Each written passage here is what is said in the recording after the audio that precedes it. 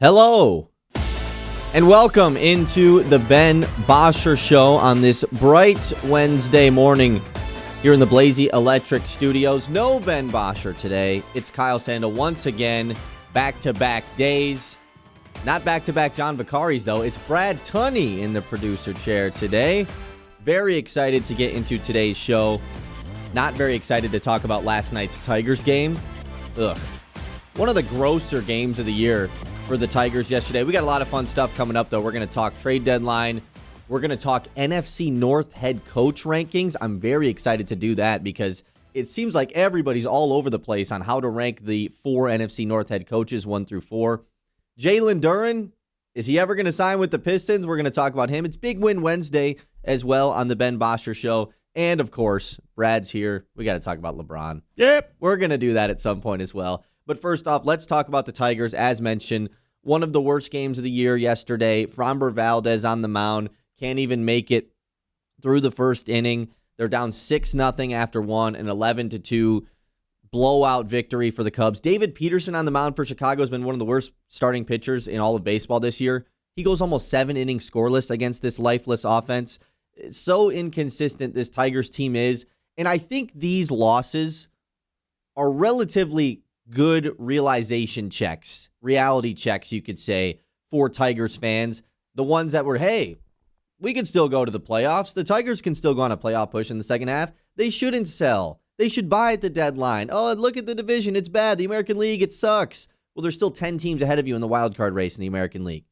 You're still 7 games below 500. It's a good reality check to see that offense last night combined with that pitching production from Framber Valdez. That 3-year, $115 million contract he signed, by the way. It doesn't look great, that's for sure. But I want to talk about 2 other Tigers that we have talked about a couple times on this show. Have talked about a couple times on this show over the last couple of weeks. But, of course, all of the trade talk. Tarik Skubal, should you trade him? Should they keep him? Should they try to re-sign him? Blah, blah, blah, blah, blah. I'm sick of talking about it. I know that we have to talk about it, and we probably will a ton next week as well.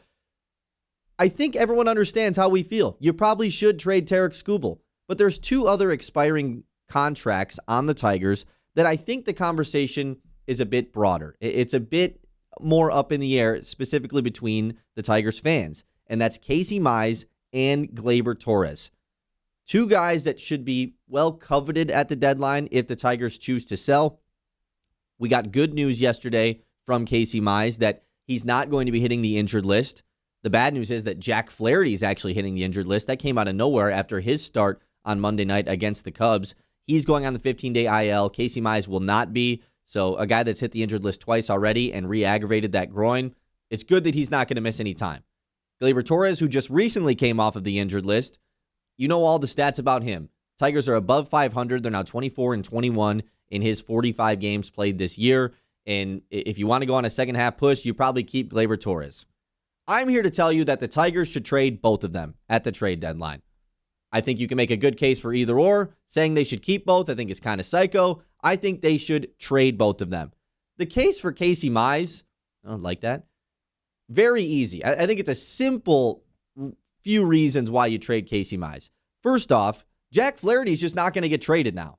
He was the easiest guy to move at the deadline, and now that he's on the 15-day IL, not the 10-day IL, that occurs after the August 3rd trade deadline. He's probably going to be on the Tigers for the rest of the season. He was the easiest guy to trade because he was pitching pretty well, but obviously he's not a part of this rotation long term. They weren't going to re-sign him or anything. Now you can't move Flaherty. So as far as capitalizing on moving starting pitching, of course, Tarik Skubal is going to be in that mix, but Casey Mize is still going to be one of the more coveted right-handed arms at this year's trade deadline. You don't know if a guy like Joe Ryan's going to get traded. Sonny Gray of the Red Sox has been talked about for time and time. Well, the Red Sox have won 14 games in a row. I'm not sure if they're going to be selling either. So Casey Mize, the value is there. And the more important part for him is that Mize has literally never once in his career put together a good second half, combined with the good first half. Last year, Casey Mize was an all-star.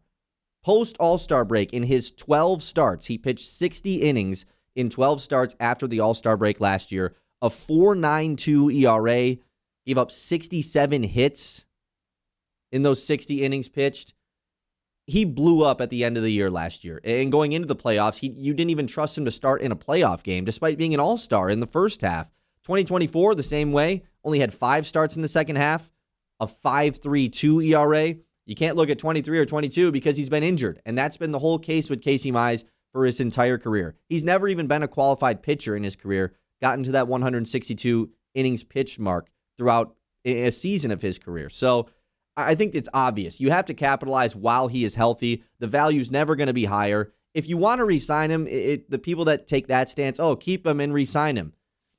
It's so difficult to try to plan for anything that's going to happen with the offseason as far as the CBA goes and the new contracts and if Tarek Skubal's going to be a part of that, this and that. I think it'd be foolish to hang on to Casey Mize. There's the case for him. The Gleyber Torres one is much trickier for the reason that I laid out earlier. The Tigers are just a better team when he plays. Above 500 this year, not by a ton, but 24-21 when he's played in his 45 games this season. Here's the issue, though, and obviously that's the obvious take to say, well, they're good with him, keep him. The issue is, it kind of relates to the thing I talked about yesterday. I think now is the best time to call up Max Clark, now that they are getting healthy, and you have Javi potentially coming back soon, and Gleyber Torres is finally back in the lineup, and it eliminates all of these terrible characters that have consistently gotten at bats at the bottom of this Tigers lineup. But if you do call up Max Clark, which I think the Tigers are going to here in the second half, that's what was talked about earlier in the season from Scott Harris and AJ Hinch. What does the middle infield look like? You now have Gleyber Torres, Javi Baez, Hao-Yu Lee, who has 100% earned a spot playing for this Tigers team basically every day. He's batting above 300 over the last 2 months, and I think he could be a part of this core going forward. Colt Keith, of course, is in there, and I haven't even mentioned Kevin McGonigal. There's 5 middle infielders, and with Gleyber Torres, we can say, well, the Tigers are above 500 when he's played this year. Yeah, when he's played. 45 games played this year. He spent 2 different stints on the injured list. Both of them were extended, and similar to Casey Mize, an extreme fall-off post-All-Star break last year for Gleyber Torres. Now, that had to do with the injury. He was dealing with an oblique injury last year, and his post-All-Star break numbers, 61 games played. The Tigers were 5 games under in those 61 games played, by the way, so you can't make the case that they were really good when he played like you can right now.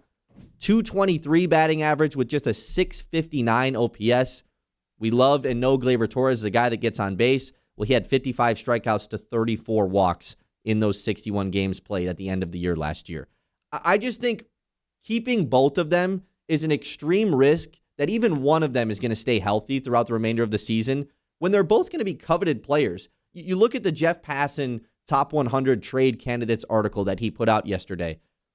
As far as middle infielders go that are realistically going to be traded, he puts Zach Neto of the Angels on there. Zach Neto's not getting traded. Francisco Lindor is not getting traded.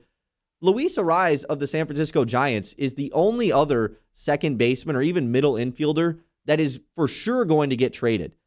So a team that needs that spot, a contending team that needs a consistent right-handed bat at the top or middle of their lineup in Gleyber Torres, that is going to be coveted at the deadline. Very similar to a Casey Mize. All of these other right-handed pitchers that are at the top of this trade candidate list are in a spot where you don't really know if they're going to be traded. And I think Casey Mize is probably in a similar spot. But the other teams, the Joe Ryans, the Sonny Grays, these teams are better than the Tigers. And a guy like Joe Ryan is under more than 1 year of team control. The Twins aren't in a rush to trade him. Last year's trade deadline, we saw a ton of relief pitchers traded. It was the deadline of relief pitchers. There were so many moved. The Tigers, of course, got in on it a little bit with Kyle Finnegan, but there was elite ones moved. The Mason Miller trade, of course, being the headliner of it all, but you had Yohan Duran to the Phillies. Ryan Helsley got traded. It was a ton of guys moved. Camilo Duvall goes to the Yankees. Bednar as well. This year, it feels like the starting pitching is at a premium as far as the trade deadline goes. Headlined by Tarek Skubal. That obviously is going to make things a lot easier for that perspective.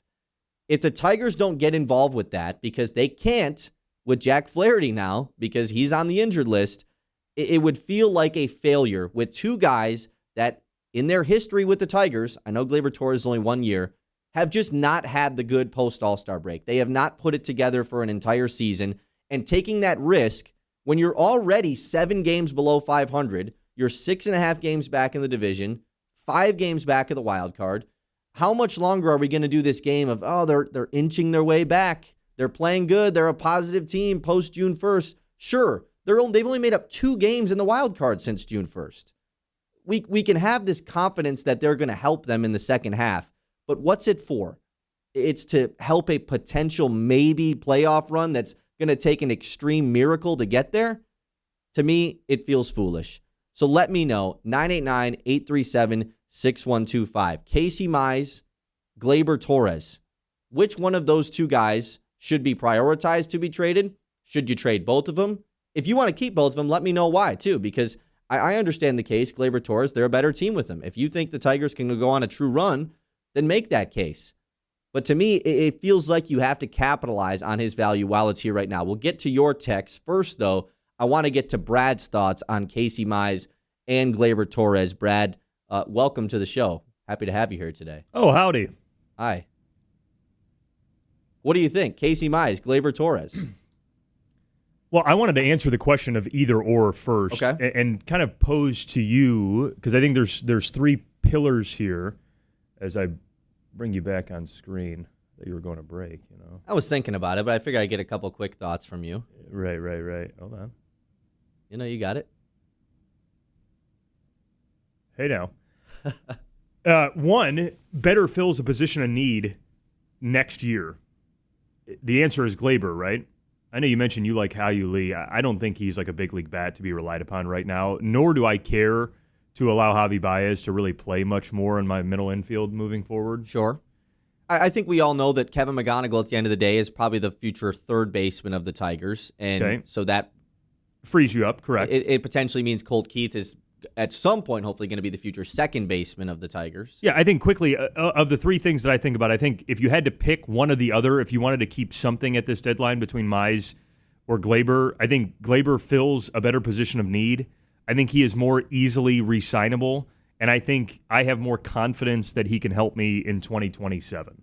And for those 3 reasons, if you wanted to retain one of them, I would much rather retain Gleyber. Now, the reason why I say resignable, the thing I struggle with all rental players at the deadline is just like what we saw with Jack 2 years ago. Like, you can trade them and then just still sign them in the offseason. You're not trading away like in the NBA bird rights where the moment you trade someone, there's no way they're coming back to you. Happened with Jack Flaherty with the Tigers. Yeah, correct. That's what I mean. So it happens with Jack 2 years ago when they got traded to the Dodgers. The case for me, though, is in some recent deals of how rental hitters and rental pitchers are viewed on the open market, which I think is a good history to dive into to figure out what the value of these 2 guys are and what you're looking to accomplish at the deadline. I think what your targets are beyond a Skubal deal, because I think most understand that a Skubal return should probably feature a team-controlled, talented starting pitcher. Like, the Dodgers' arms have been floated, Justin Robleski and Emmett Sheehan, a River Ryan, one of those 3 guys, probably not Robleski now, all-star and like a real thing. Right. But like a young team-controlled pitcher, ideally an outfielder or a corner infielder, and then a lottery ticket. That's like the formula for what you kind of want for Skubal. So then what are the other deals kind of pieced together for you? And frankly, based on the history of the last couple of years, I think Gleyber actually has more value in a market, especially, and you have to feel this out over the next 2 weeks, if starting pitchers start to go. You mentioned some names that I don't know if they will go, and Passan does a nice job of laying out whether or not they will or not. But like Joe Ryan, is he really going to be dealt? Probably not. Yeah, I don't think so. Reed Detmer is going to be dealt from L.A.? Probably not. Team control guy. Yeah. No Sonny rush. Gray? Probably not. Clay Holmes? Like, I don't know. So, like, do you have the 2 most tradable pitchers on the market?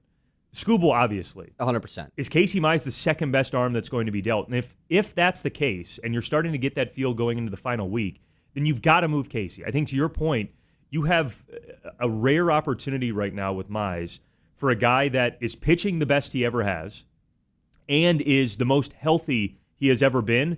And that's even with a comment like in our Facebook chat from Gary who says, look, if you have to question whether or not Casey is hurt or not to be able to trade him, then that's probably the correct question to be asking yourself. Point. Then just deal him. But the issue is he actually is healthy right now, and he's pitching the best he ever has. Granted, he's a rental, so that hurts a little bit. But you have to take advantage of that situation. This is a sell high moment on Casey Mize, especially because you're not in the World Series mix. And even if you were in the World Series mix, this would still be a sell high moment. 100%. And so Casey is the obvious one to me. Gleyber is the one that I might need to be blown away at. But then I look at the Geno Suarez deal from last year, and I think that's basically your comparable return. And I bring up the Geno deal because the Tigers were obviously in on him. Right. And Tiger fans were very attached to what the return ultimately was from the Mariners. But you look at the return for Geno a season ago, and it was the Mariners number 9, 16, and 17. And maybe folks are shouting, well, like Geno Suarez is a better player than Gleyber Torres. I just don't think that's true. Like at the deadline, yeah, he had better like numbers. He hits more homers. He gets more doubles, sure. But like as a base runner, as a defender, as a guy who walks and doesn't strike out. A sense of stability, too, that Gleyber Torres brings to every lineup. Is he as healthy going into the deadline? No. But he has been a pillar of health for most of his career. They are both rental hitters in their late 20s. Geno was a little bit older. Yeah, sure, the home run, the power numbers, a little bit better at a corner infield position. But like Gleyber per game on a WAR basis, on an analytical basis, is by far the better player. So if that netted the Reds last year 9, 16, and 17 in a farm system, does that sound good enough to you to say yes on a Gleyber deal? And maybe you'd get more because, to your point, this feels like it's setting up to be somewhat of a pitcher's market. Yeah. There may not be a ton of hitters. Like the list that you look at that Passan put together, Buxton is not being dealt. Like some of these high-end names are not being dealt. Francisco Lindor, he's not being traded. Is not going anywhere. Like the Padres, would love to get off of Xander Bogaerts. The Giants would love to get off of Rafael Devers. They're not. Like Gleyber Torres is a real piece at the deadline, and for analytical front offices, like you look at Yankees Twitter in the last couple of days, they are dying to get Gleyber Torres back. Like that is a player they miss more than anyone in the last decade in that lineup. He's a coveted player. A similar deal a season ago for a rental hitter netted 3 top 20 prospects in a middling farm system, but still 3 top 20 farm prospects. You combine that with your return for Mize, combine that with a major return for Skubal, and you're talking about one of the most exciting 2-week stretches of our lifetimes for the Tigers, a full reset of a franchise that already figures to be pretty decent going into next year, and you feel like you can set yourself up to be the favorite for the 2027 AL Central, if not the 2027 AL, if you can nail these 3 deals. Yeah, and that's the mindset that I've been trying to take on is that, yeah, this team has underperformed this season. It was supposed to be an all-in year. You have to flip it to a positive. Like this is a grand opportunity for the Tigers to reset it, as well as a prospect system and a prospect pool that there's just not a lot of guys to be excited about going forward. You could add a ton of names to that group as well. 989-837-6125. Let us know. We're going to get to your comments, YouTube chat. You can text us. I also put it out on Facebook as well. We'll get to some of those about Gleyber and Casey Mize. Do you keep one? Do you trade both? Keep both? Whatever you think, you let us know. The show, as always, is brought to you by Bresky Siding and Building Repair. Protect your home with Bresky Siding and Building Repair, the experts who do the job right the first time. Leaky roof, storm damage, siding looking a little tired, Bresky has got you covered. Locally owned, trusted, and dedicated to keeping Midland area homes safe and looking sharp. Quality materials, skilled craftsmanship, and service that puts your family first. Don't wait for the next storm. Call Bresky Siding and Building Repair today and keep your home strong for years to come. The 9 o'clock hour on the Ben Bosscher Show is, as always, brought to you by Iron Stack Technologies. They help businesses solve real technology problems securely, efficiently, and without the headaches. When your IT is working the way it should, everything else gets easier. Iron Stack Technology, solution-driven, mission-focused.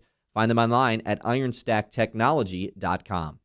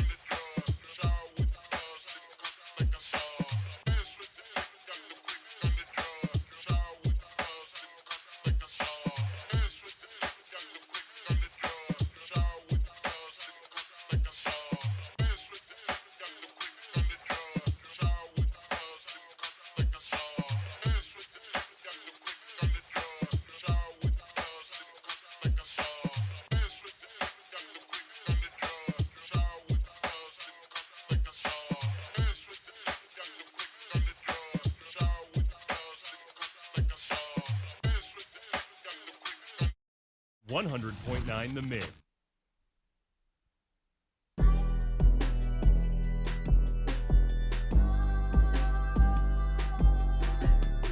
Pretty even feedback here between Gleyber, Torres, Casey Mize. Keep both, trade both, keep one or the other. A lot of people want to keep both, but this is a comment I want to get to from Robert that I think is pretty interesting.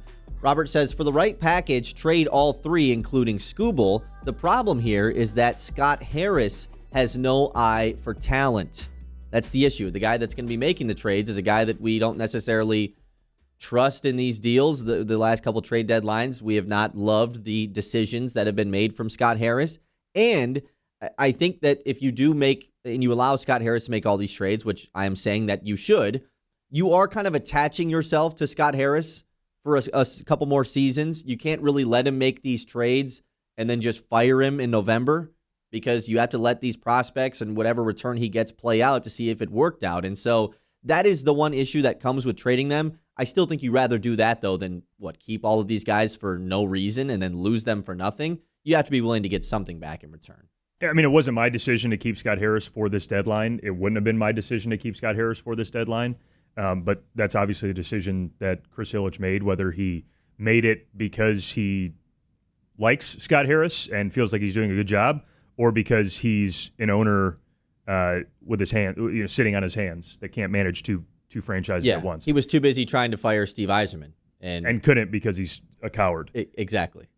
So, either way, I don't think Scott Harris is the right guy to handle the most important deadline of the decade, the most important time for your franchise of the decade, but that's beside the point. I think I'm in agreement with moving these three guys. They're the three biggest guys, obviously. We can talk about other arms that maybe can be moved that might net you a player to be named later type talent. Like Kenley should be moved for a bag of gumballs. Drew Anderson should be moved for anything you can get. Those guys would still maybe have some value. I think Anderson has some value just as a long reliever to a team. Is he maybe netting you a top 30 prospect somewhere, like one? Maybe. Or maybe just like a 19-year-old somewhere in the complex. Yeah, exactly. Take a deep stab. Probably that. Then sure. I'm moving any of those guys. Skubal obviously needs to be dealt. Mize and Gleyber, the fact that they're both rentals and might be signable in the offseason.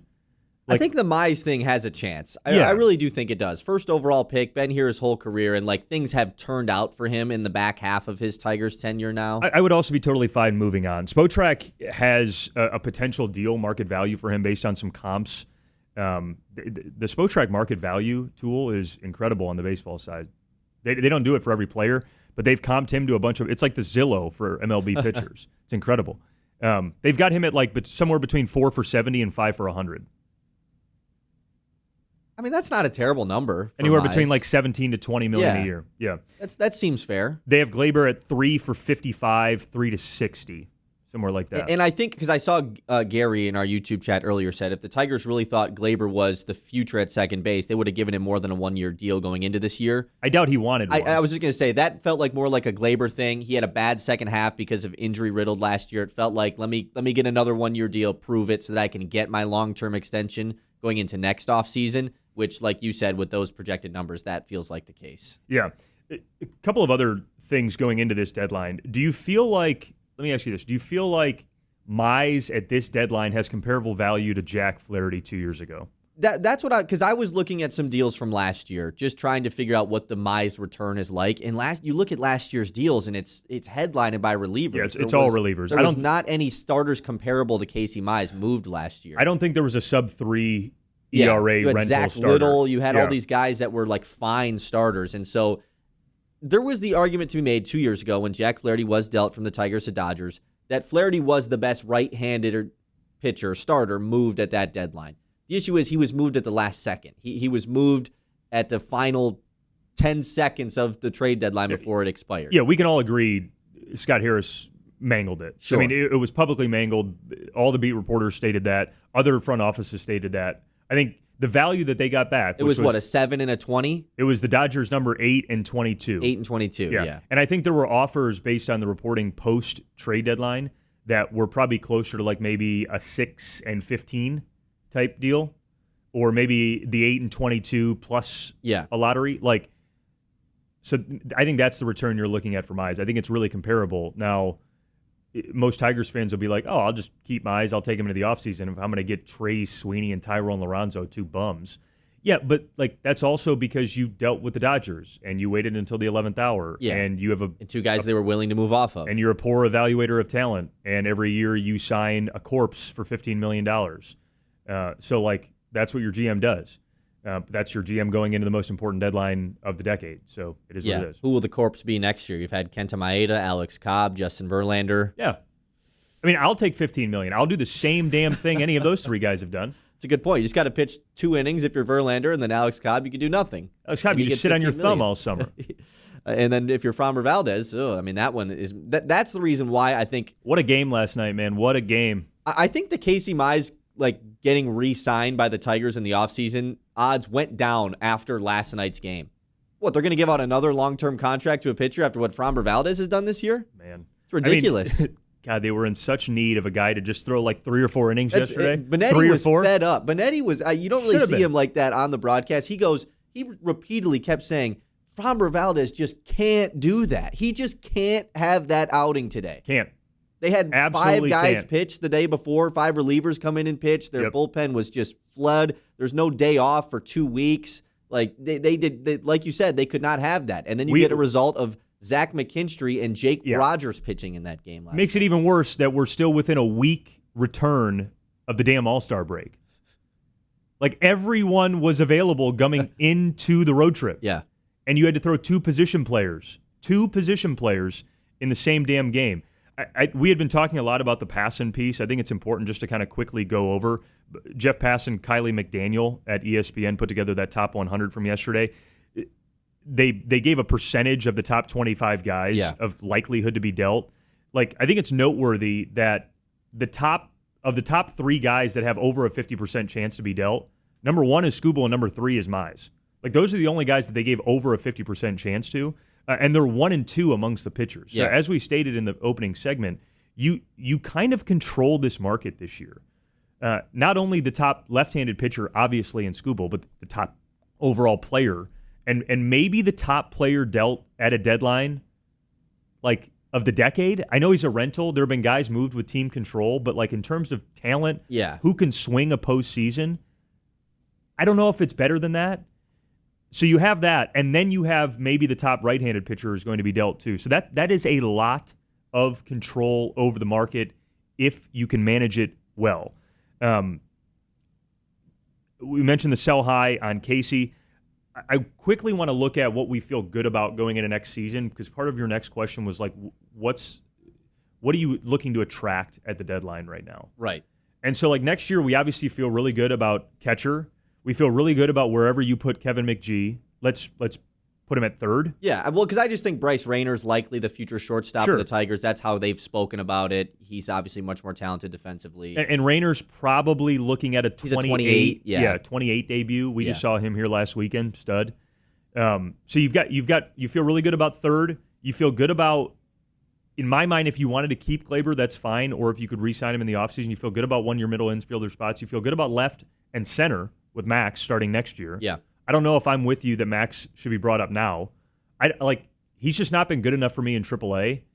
Neither is Hao Yu Lee. Like Hao Yu Lee has never really hit in the minors. He comes up. I know he's been good of late. I don't really see a long-term major league bat has there. Max Clark been? Do you think he'll be better than James Outman, the dead body that's playing center field every day for the Tigers? Yet another corpse. Yeah. Yes, I do. But I'm okay sitting that one out in a season where you're not making the postseason. I guess maybe you get a major league at-bats. I stand that way, but that's not how the Tigers have been phrasing how they stand. You know, they're all about this second half surge. And then I feel pretty good about 3 starters and like 2 halves of starters. So I feel good about like 4 spots, right? You feel good about Melton, Kiter. I think Job. I think you can feel good about Job. Okay, that was a half one for me. Okay. I feel good about Framber. Framber's there. I mean, but like whether or not you feel good or don't about him, he's just there. He's there. That's what I mean. There, yeah. Can he pitch in with a 4 ERA? I would hope so, because he's done that for a majority of his career. For his whole career, right? Like so a bounce-back season I feel good about, and then I feel half good about whatever young team control arm you get in the Skubal return. So let's pencil in 4 to 5 starters already. And then on top of that, you have Reese Olson, who's missed this entire season. Correct. If he's your number 5 starter, like he's a plenty fine number 5. That's correct. So I feel good about that. What I don't feel good about is still one of the corner spots in the outfield, your first baseman, and then one of the middle infield spots. So I need an outfielder, and I need that young team control pitcher in the Skubal deal. Yeah. So if I'm losing Mize, I now have a list of attraction at the deadline. Can I find a young first baseman? Because the other issue here is going into next offseason, I don't know if you've looked at the free agency class. There are 0 first basemen available. Right. Like none. I think ideally the guy who just returned for the Tigers, and Josue Briseño, at some point will be a part of the Tigers team next year. I don't think he's a catcher long term. It seems like they want to move him to first base once he gets to the bigs. Like I want to win the World Series next year. Sure. Like sure. I'm using this deadline Fair. to set me up for the World Series next year. Spencer Torkelson will not get me there. Of course. So is there a path if you want to utilize Skubal to go find your corner outfielder and your young team control starting pitcher? Is there a path to moving Mize for a young team controlled corner infielder? And is that your priority then? Or is it 2 dart throws the way they did with Jack Flaherty. With Flaherty 2 years ago? Yeah. With 2 guys, Trey Sweeney's time in the bigs has probably come to an end. Yeah. And Tyrone Lorenzo's, I don't know if it will ever come, especially in the Tigers org. Yes. An org that has Dylan Dingler as their future catcher. But like, do you use... So Jack Flaherty, the deal obviously was, all right, we're going to get Trey Sweeney because he's the young team control major league ready shortstop. Yeah. They just misevaluated the talent. Can you find that young major league ready team controlled first baseman via Casey Mize? And if not, can you find it via Gleyber Torres? Can you find a team similar like how the Dodgers have to move talented, close to major league ready players? Think about a guy right now like Ryan Ward, who you know the name of, yeah. right? Ryan Ward is could be on the bigs for a handful of different for 25 teams. major league organizations. He's 28 years old, granted, but he's just been festering in the Dodgers farm system because they don't have a spot for him. Like, is that a guy you get in return who can play first base better than Spencer Torkelson right now in the Gleyber deal? Right.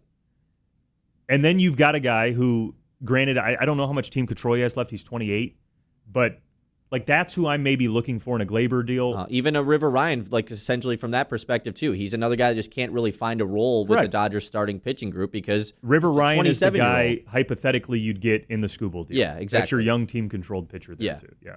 I think you can build out something that looks really, really nice going into next season, and then you spend in your bullpen because your bullpen is old and sucks.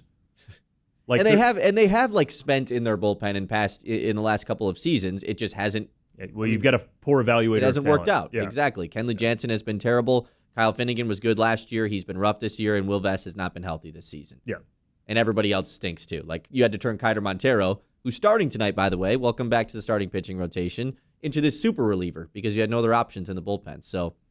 I just I went to bed really excited last night because I finally had to think about the Skubal thing. Like we're 2 weeks out now, right? And yeah, it's close. While there's no comparable deals to Skubal from the last 5-6 years, I think it's important to look at what the number one deal was each season, right? And like last year, that was the Mason Miller deal, of course, who had I think at that point 4 years of team control. And they got JP Sears as well, the left-handed starter. So they got like a MLB ready starter as well. Yeah, and I mean that was the Padres 1-3, 13, and 17. Like, you're unbelievable. You're talking about resetting, and not only the Padres won, it was like the MLB 3 and Leo DeVries.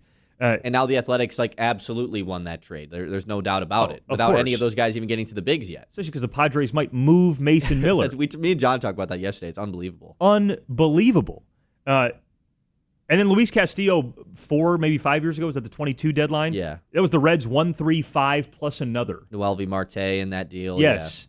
Yeah. 1-3-5 and another arm.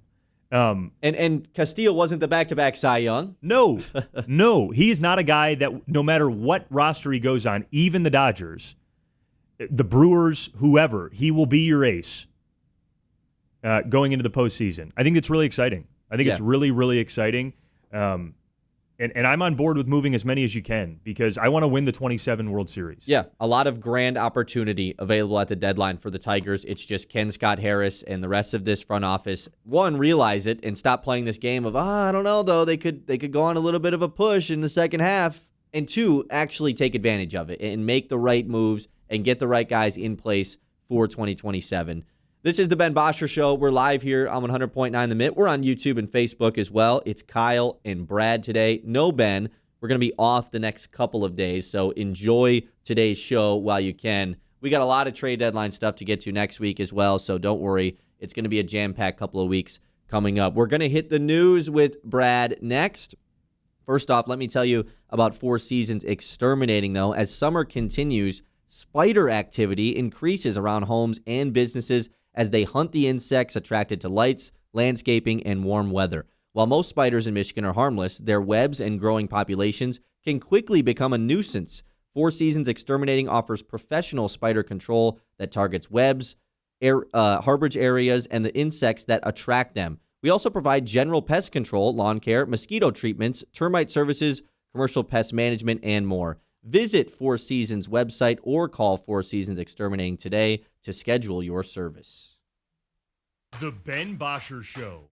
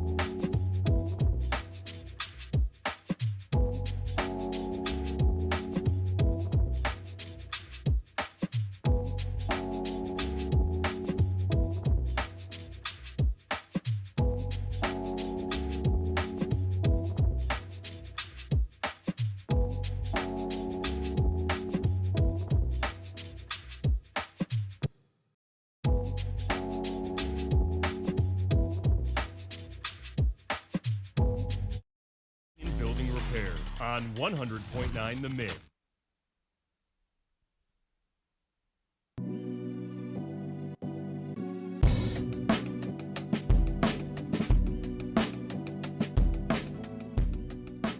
We're in the heart of summer, so make sure you get out to Sandy Ridge Golf Course. It's Midland's hidden gem where every round feels like a little getaway. Now featuring a brand new clubhouse, part lounge, part hangout, all class.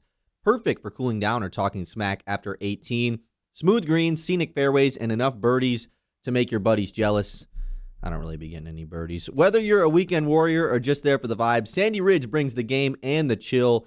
Book a tee time, plan your outing, or just stop by and pretend you know how to read a green. Sandy Ridge Golf Course, the hidden gem that's way too good to stay a secret. Hey, and if you're out there, you might see Ben trying to break 100 or trying to break his golf clubs. His clubs. Because he can't. Yeah, exactly. All right, Brad, it's time to hit the news. The Mets Morning Catch. It's so nice to have a guy hosting the show who has produced the show, you know? That understands how things go back there. That understands, man. You gave me a little read, gave me some time to get over, switch the cameras, and it was seamless, you know? Yep. Maybe Ben could learn a thing or two if we swap roles one day. Maybe he should produce the show one day. We could do a little swip swap. Yeah, a little swip swap. All right, what do you got in the news? Time for the news. Starting with the Bresky Community Calendar. I head over to the Max Loves Midland calendar when I be checking out the Bresky Community Calendar. Today, the Midland Area Farmers Market, although today, at the Midland Area Farmers Market out at the right field parking lot at Dow Diamond, usually, Kyle, take a look. Usually I'd be grabbing the breakfast burrito and making bacon. Hold up today, no making bacon. Man, really? Yeah. It's like the goated spot out there. I know. Usually go a little chorizo, a little combination. So without that, I'm going to talk to you about Walk Midland week-long kind of walking event around town. And tonight, it's at the Chippewa Nature Center. So a nice walk for Walk Midland, 6 o'clock to 7 o'clock. Go join some friends. It's supposed to be like a nice temp tonight, too. Like it's been really hot lately. It's going to be like a good 70s all day today. Sure. Yeah. Next up, Loons lost last night in Lansing 9-6. They hit 2 home runs. You know who hit those 2 home runs? Logan Wagner and Chuck Davalin.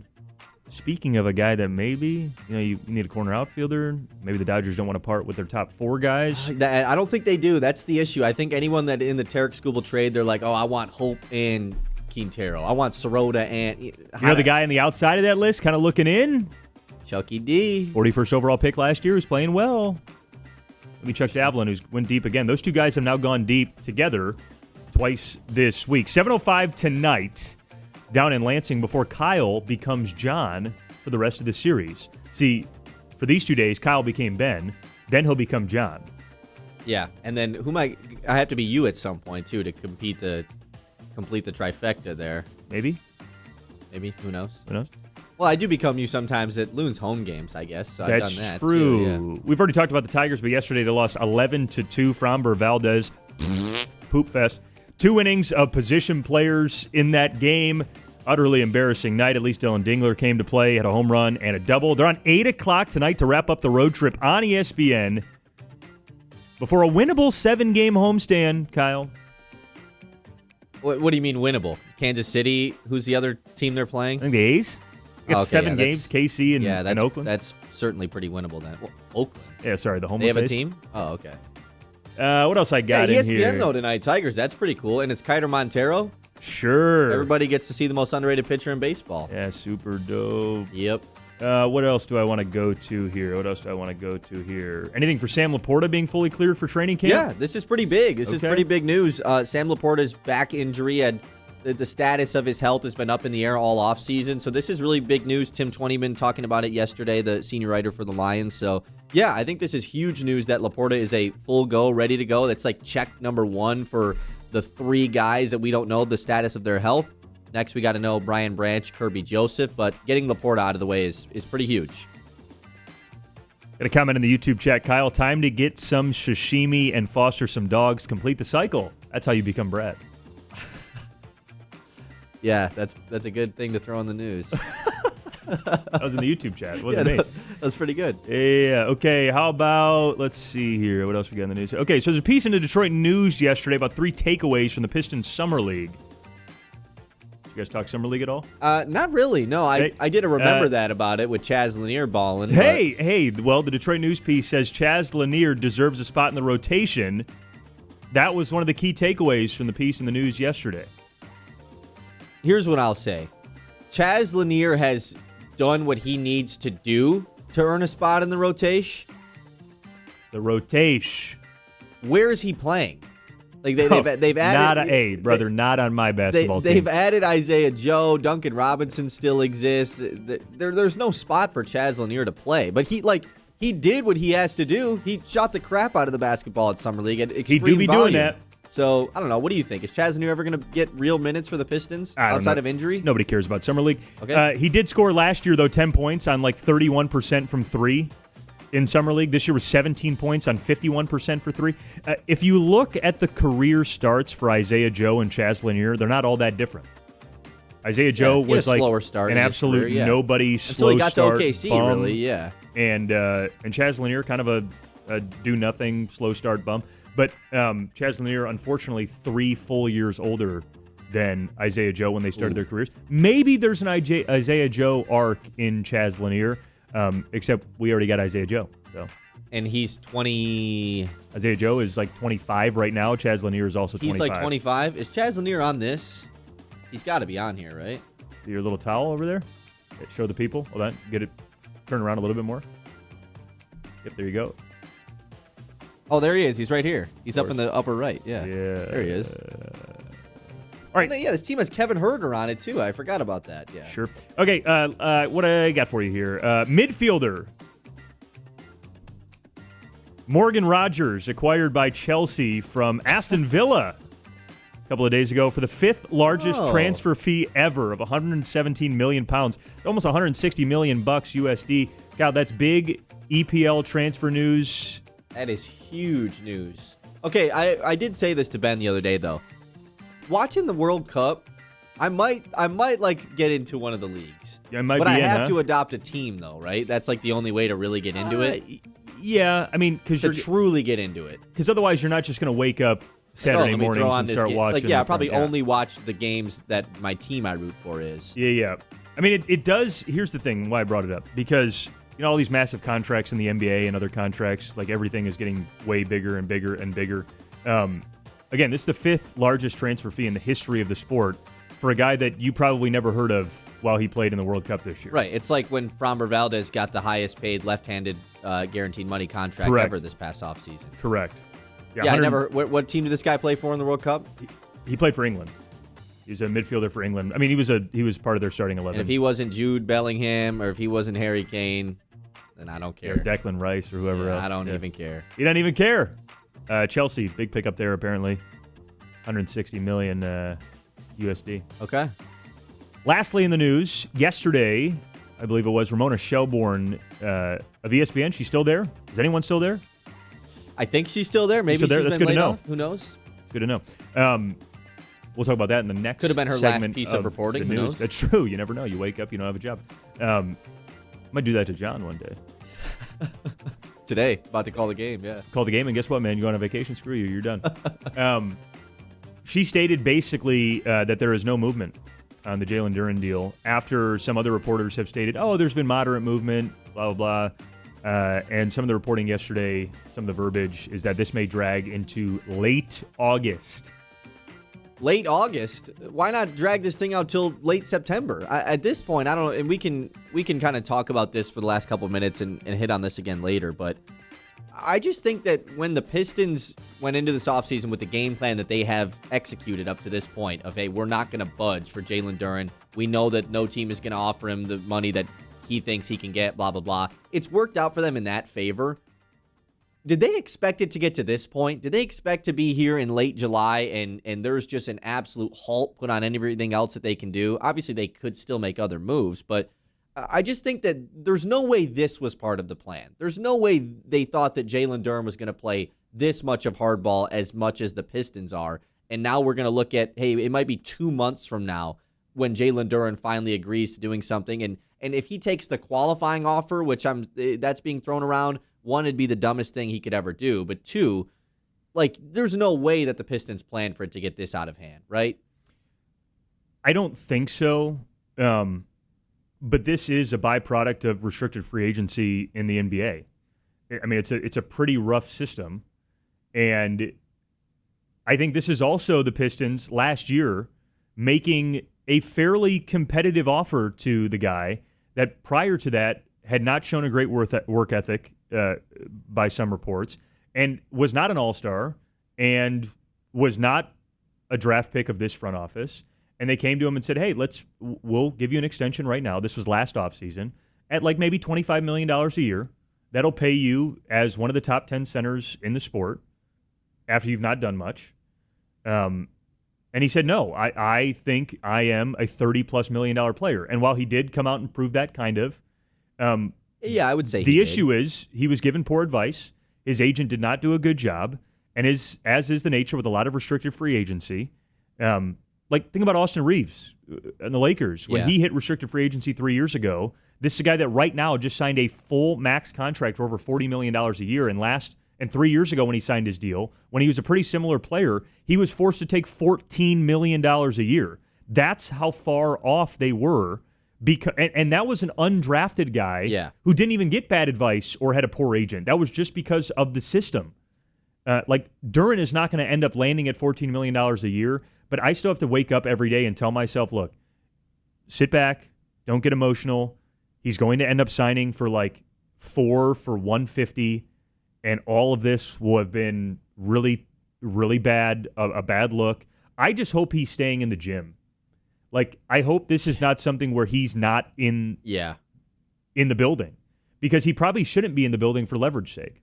He probably isn't either. Yeah. So, yeah, we can get into this a little bit more later on. But, it's just gotten to a point now that I didn't really expect it to get to, and I can't imagine the Pistons and Trajan Langdon expect it to get to as well, even though I think that the Pistons have played this exactly how they should have. So, 989-837-6125. Okay, we've got a fun segment coming up. The NFC North head coaches.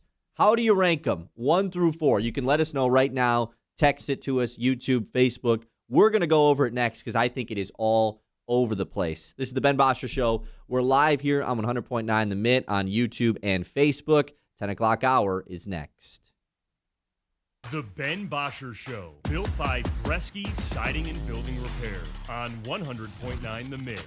Ugh, the outside of my house needs a total makeover. The siding is faded, the gutters are...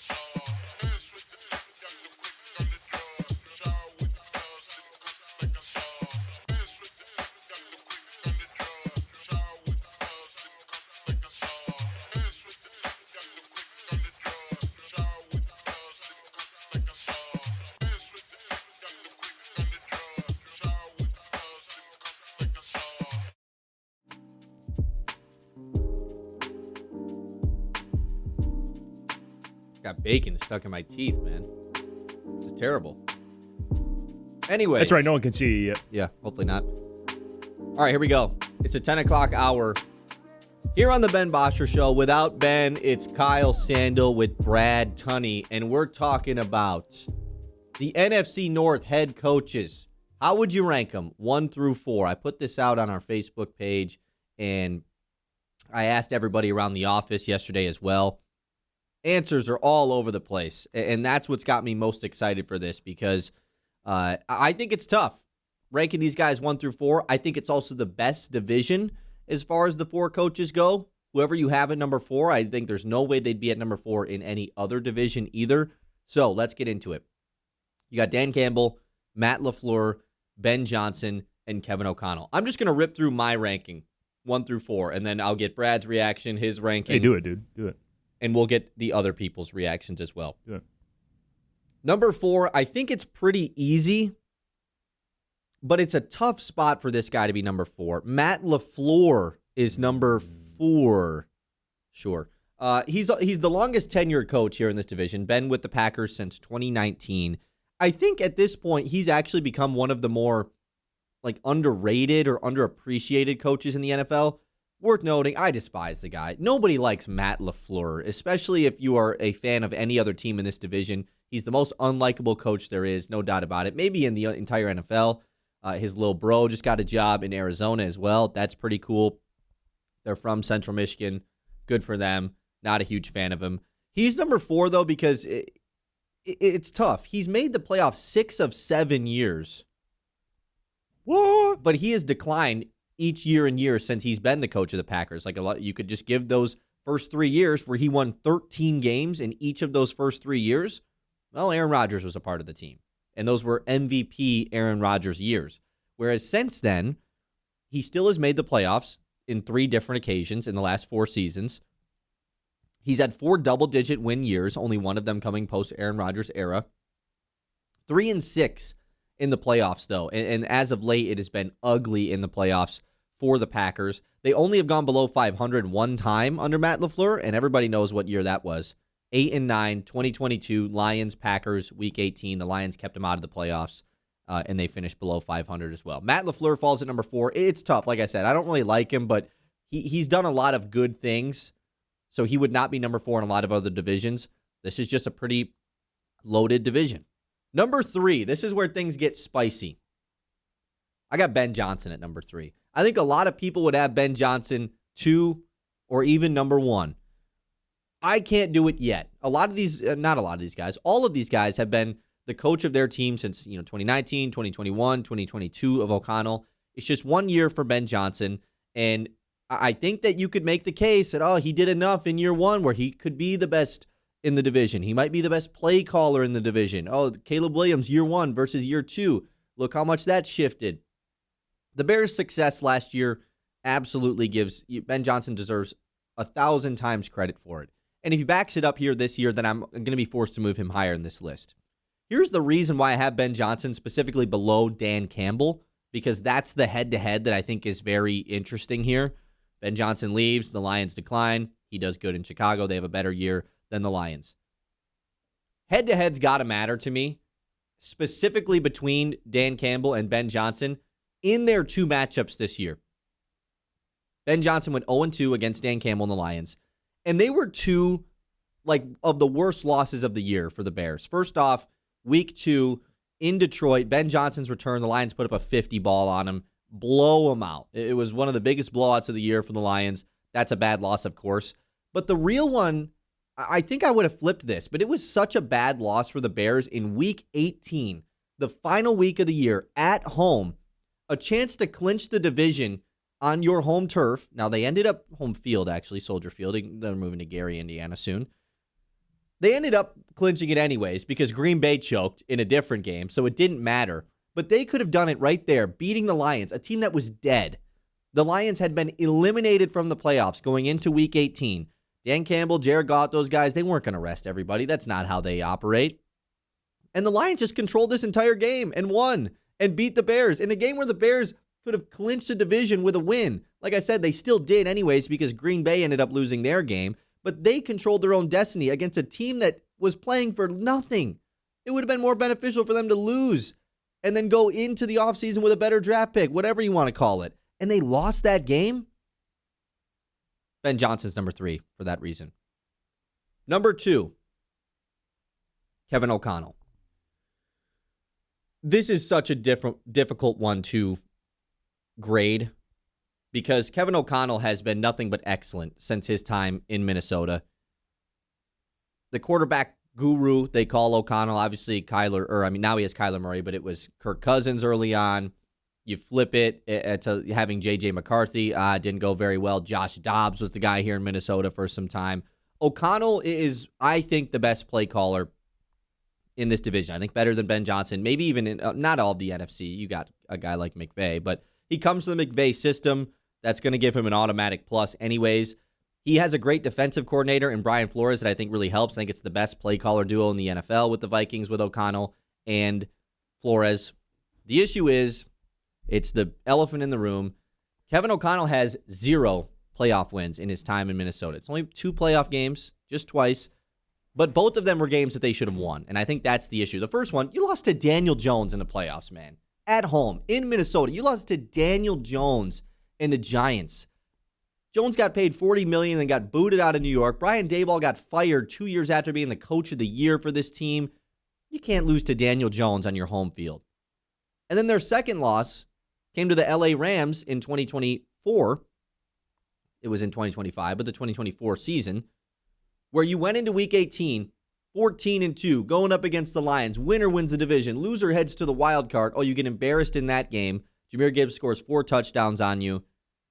Okay, now you're the wild card. You're going on the road to play the Rams, but the Rams just snuck in. They had a kind of a rough season, but they ended up winning that division because it was a down year for the division.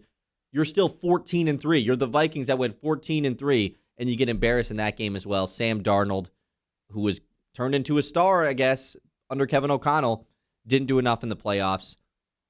0-2 in playoff games for O'Connell. That's why I've got him at number 2 and not number 1. Finally, at number 1, obviously here, I don't think this is biased. Give me Dan Campbell, number 1 overall.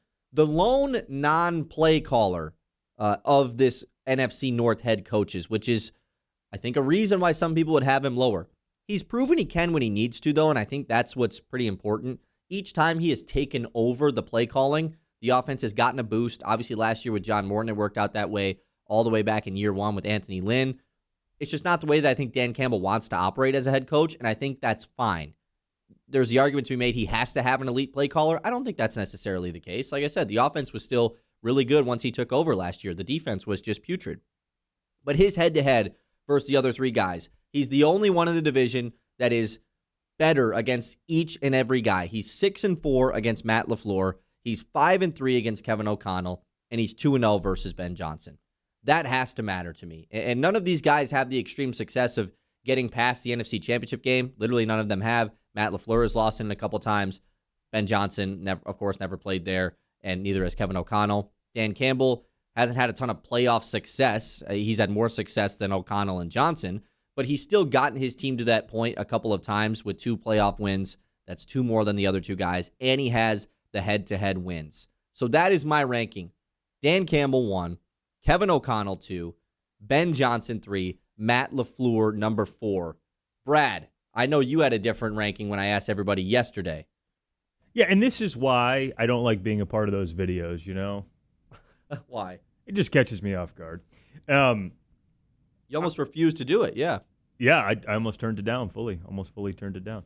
Because my order is just very different than what I gave yesterday in the reel and TikTok. Okay. I think one has obviously got to be Dan Campbell. I think like I'm one to fall victim to the handsome analytics guys, Kevin O'Connell being one of them. Not to say that Dan Campbell isn't a handsome fellow too, but he doesn't fall in the pretty handsome. Yeah, he doesn't fall in the Sean McVay kind of handsome analytics guy the way Kevin O'Connell does. I think Kevin O'Connell, one, is a little bit of a schedule merchant / where'd Kyle go? Grab my water. There you go. Okay. On top of the fact that no playoff wins is tough and benefits from the best singular coordinator that any of these 4 guys have. But I think that's part of it. But I say he has to get credit for that, Yes. though, too. Like, retaining Brian Flores on a year, like, the fact that they brought him back again this year, that has to mean something in a positive note for O'Connell. One of the great signs of a head coach is if you can nail one side of the ball and and have a reliable other side as checked marked. And that's exactly what O'Connell has. To your point, I think it's the best combo of offense and defense from a coaching standpoint in the division. I'll also front all of this by saying I think all 4 of these head coaching positions are probably fall in the top 15 in the league. Yeah, that's why I almost feel bad putting Matt LaFleur fourth, even though I think he's a good coach. Yes. He has an elite floor. Like, that's the one thing about Matt LaFleur. They are going to be good every year. I think LaFleur being last is not accurate, though. Okay. I don't know how you can have a guy who has been there for almost a decade, right? Like, this is going to be year 8. And has a regular season win percentage of 65%. It's really good. 7 years, he's been above 500 in 6 of those years, and the other year he was 8-9. Like that, he is a walking 10 to 12 wins. Yeah, with middling quarterback play in the second half of that. Worth noting, like the first 3 years was Aaron Rodgers' MVP years. I get it. Worth noting. And since then, it's like maybe the 20th best quarterback in the league. It's very mid to below mid quarterback play. Yes. With a half well-managed roster. He's also a handsome analytics guy, so I don't want to fall trap to that. But I don't think he can be last. I really don't. I don't think with now 7+ years of evidence that he walks into 10 or 12 wins, even when the roster isn't perfect, I don't think he can be last. I just don't. I don't think that's fair to him. And I also don't think it's fair to Ben Johnson. Yeah, then who goes last? Hey, it's Ben Johnson. I don't think it's fair to either of those spots that for Ben Johnson to be ahead of a guy who has nearly a decade of being 10+ wins, that Ben Johnson, with 1 year, and now is probably the most easy step-back team in the entire league. They will regress this year, no doubt about it. If they win 6 or 7 games this year, what do we think about Ben Johnson then?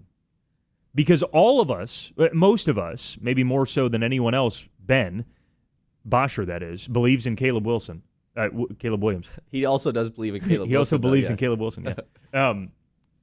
That if there are believers for Caleb out there, that if they win 6 or 7 games this year, what does that say about Ben Johnson?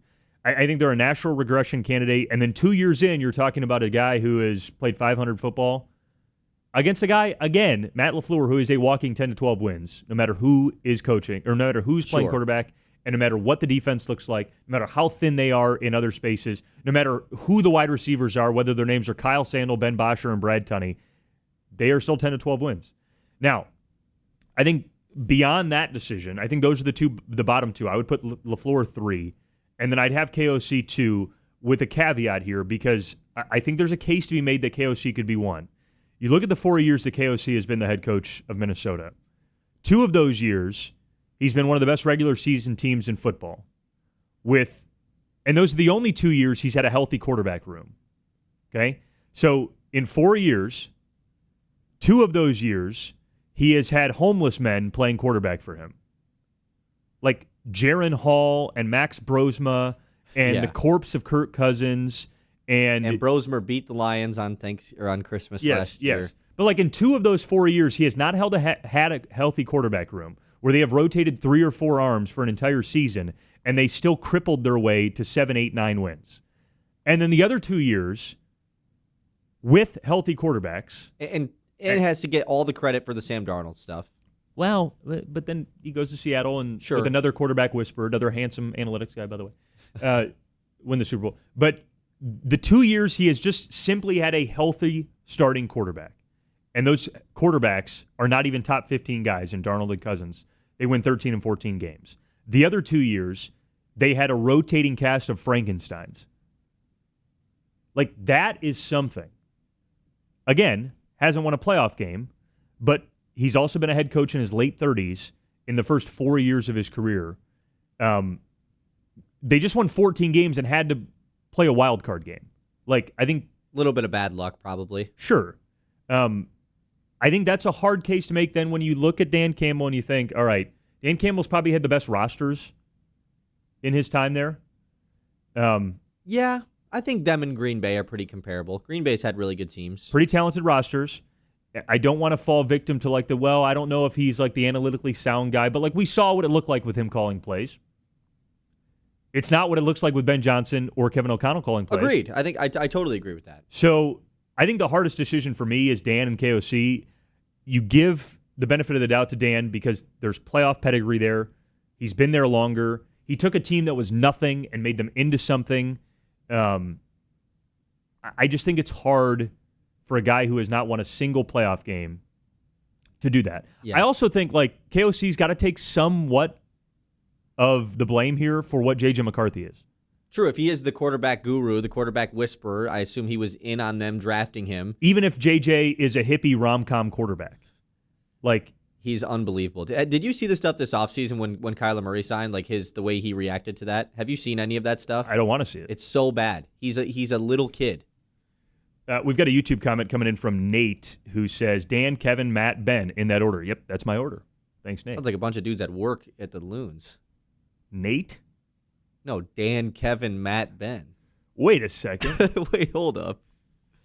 I'll put Matt first. Yeah, just the white guys. That's your order, though, right? Dan, Kevin, Matt, Ben? That's your what order. I just said, yeah. It's a good order, man. Okay. I think that's what it is. That's fair. And let's see, next one from Gary. Hard to rank the best coach when they all have a different approach and personality. Yeah. Gary. I think the Ben Johnson LaFleur thing.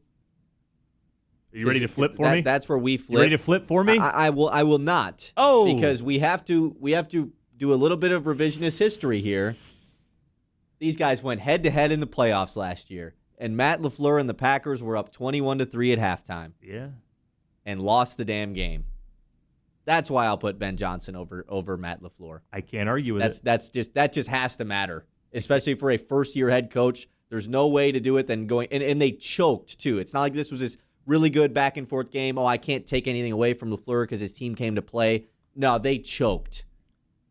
So that's why I'll put Ben Johnson over Matt LaFleur. That's fair. I just think it's pretty damn unfair for a guy to win close to 70% of his games in the NFL. It is. In a league that everyone goes back and forth because of scheduling. Everyone has bad years. That this guy doesn't. 7 years, all good. It's unfortunate, but screw him. You know, that's just sometimes that's how it goes. I think you're doing an anti-hometown bit. I think the Beale City in you is that's like... That's a bit? An anti-hometown? Oh, yeah, anti-hometown. Anti-Mount Pleasant bit? Is that what I'm doing here? Maybe it is. Anti-MP bit. Yeah, we'll see. Okay, let us know, 989-837-6125, what your ranking is. We'll go over those next. Also, it's Big Win Wednesday today. We're a little bit behind time on that. That's okay. We'll get to that next. Loons tickets we are giving away. There's how many homestands left, Brad? 3. 3? Yeah. Only 3, and man. Only 3 more homestands left, so you've got 3 opportunities to come out at 3 different times, that is, over 6-game series. To come watch the Loons. You could come watch them for free if you win our giveaway next. We'll give away the keyword when we return from this break. This is the Ben Bosscher Show live here on the Mitt, YouTube, and Facebook. The 10 o'clock hour is brought to you by Aired Insurance. The Aired Insurance Group is all about putting you in a better insurance position, whether it's your home, auto, life, or business coverage. They make sure your protection actually fits your life. If you're looking for a team that takes the guesswork out of insurance, this is it. Be sure to go follow Aired Insurance Group on social media and stay connected and see how they're helping people every day. Big Win Wednesday right after this on the Ben Bosscher Show. The Ben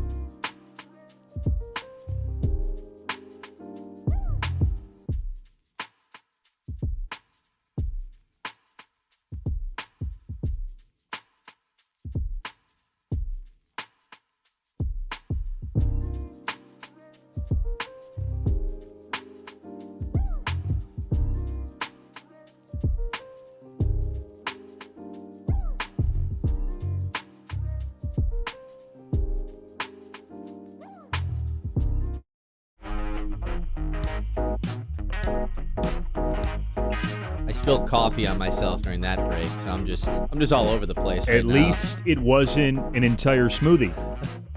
Yeah, entire thing of yogurt that just exploded. Someone in our YouTube chat will bring that up every once in a while.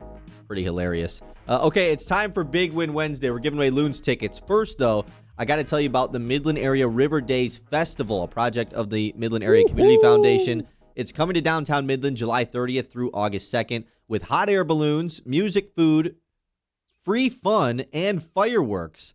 There's something for everyone at River Days. Visit riverdaysmidland.com to see the full schedule and plan your visit. Okay, we're giving away 2 Loons tickets right now. 989-837-6125. That's the number to text. The key word today is going to be baseball. Usually Ben does Loons, so I want to switch up a little bit. Just text baseball to 989-837-6125. 2 Loons tickets to a game of your choice. There's 3 homestands left, as mentioned. Big Win Wednesday is always brought to you by Gleyber Chevrolet of Midland. A huge shout out to them for making Big Win Wednesday possible. Just text baseball to 989-837-6125, and we will pick a winner throughout this segment and then going into the next break. First off, though, let's complete our talk that we had about the NFC North coach rankings. We got another YouTube chat from Godzilla Rocks. Number 4, Matt LaFleur. Number 3, Ben Johnson. Number 1 and 2 could go either way, but I would put O'Connell at 2 and Campbell at 1. I think that was my ranking, right? Campbell, O'Connell, Johnson, LaFleur. Yes. Yep. It was. Yep, that was my ranking. We asked our Facebook page as well to give their responses to the NFC North head coach rankings, and these is where it was really all over the place. I got to say a big shout out to our guy Matt DeVries, too. He had Matt LaFleur number 1. Maybe a little Matt Big bias. shout out to him for what? For just having the wrong list. Matt LaFleur number 1? Yeah, bro's got liquid in his head. I mean, that's unbelievable. Liquid in his head. Most of these Facebook chats have Dan Campbell ranked number 1, and that was mainly where I just wanted to go with this. It's a lot of Dan Campbell 1, and then a mix of all 3 guys being number 2, actually. Main people saying Ben Johnson hasn't been around long enough to prove it. I think that's fair.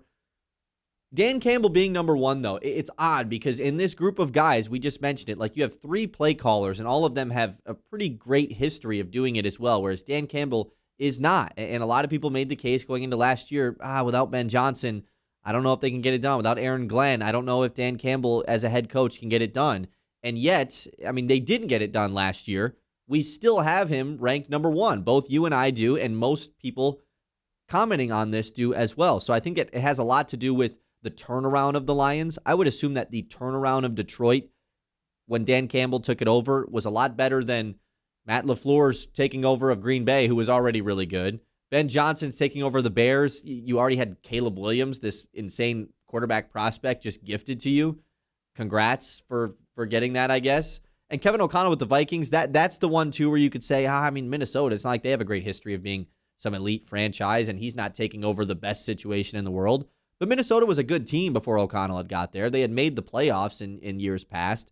They went to the NFC championship game the one year with Case Keenum as their quarterback. So Dan Campbell took over the worst situation. I think that's got a lot to do with it as far as him being ranked number 1 over the rest of these guys. Hey, am I allowed to ask? Hold on. You're allowed to ask I'm anything. going to put myself in a little box here. Okay. Am I allowed to ask what the heck half of these Facebook comments, like you posted rank them 1 to 4. Yeah. And half of the comments, okay, so one of the comments from a Sean is 1, 1, 1, 1. Yeah, I didn't get that. And I didn't get the one from Buddy either that says 1, 2, 1, 2. So I kind of meant like rank them 1 through 4. We got you. Yeah. Because I don't know what the hell those guys are talking about. There's a fella named Slade in the Facebook comments. Slade. Who just said 4, 3, 2, 1. Now, again, these are not listed. I didn't give them all a number either. I kind of meant just like say their names. I kind of meant just put like Dan, Kevin, Matt, and Ben, or whatever order you want. Yeah. Yeah. Sometimes the Facebook. Yeah. But then you got a guy like Jamie in the YouTube chat or in the Facebook, just lays it out, gives explanations for each guy. Like this a great job stuff from Jamie. I'll quickly, I won't go over it all, but he just says it's a great group. I think each is good or even elite at facets at what coaching is. One thing last year cleared up was blank. And then he has Dan 1, Ben 2, Matt LaFleur 3, and Kevin O'Connell number 4. And just kind of laid out a reasoning for each of those guys. It's a great chat. It's a great chat. It's a great chat. Okay. You got anything else on this coach thing, or are you all set on that? Yeah, I'm all set. Okay. We are going to go to another break. When we come back, we will pick our winner of the Loons tickets. Like I said, only 3 more homestands this year at Dow Diamond. It's been a fun, jam-packed summer. The team is really good, and there's a lot of fun theme nights throughout the rest of the summer as well. We got some fun stuff this weekend. Paw Patrol night coming this upcoming weekend. Not this one, but the one after. So that's fun. I know Brad's excited about that one. A lot of fun stuff going on throughout the summer at Dow Diamond. So if you want to be a part of it, one more time, you can text baseball to 989-837-6125. We're going to take a trip around the league. When we come back, we're going to get into some more Jalen Duren stuff. I see Gary doesn't want us to talk about LeBron. You got another thing coming, Gary. We for sure are talking about LeBron. First off, I got to tell you about Scott Family Dental. Hate being treated like a number, but love showing your smile? Dr. Brandon Scott at Scott Family Dental can relate, which is why he doesn't sign contracts with those sketchy insurance companies trying to control your dental care. At Scott Family Dental, your care is all about you. We'll pick a winner of the Loons tickets thanks to Garber Chevrolet next here on 100.9 The Mid. The Ben Bosscher Show. Built.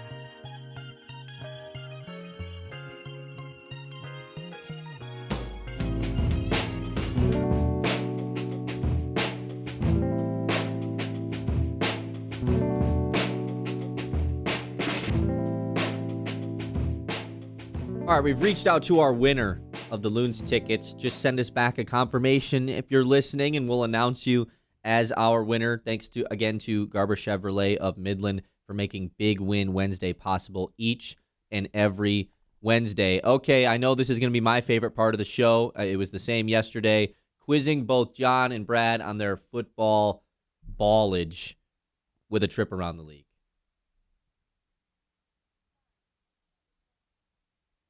What is Siri asking me? Time to zoom out and go around the league. Do you hear that? Siri tried to get involved in that. Probably because you were taking so long. What does she want? I don't know. All right, here we go. It's time for Around the League. I got something fun for you, Brad. You didn't have to prep anything. You should be excited about this, right? No, I don't like to be unprepped. It's not my vibe. I hate when Ben quizzes me for Around the Leagues as well, so I feel like I have to fill that role today by quizzing you. Sure. Fox Sports, late last night, 11 p.m., put out their NFL half-decade team.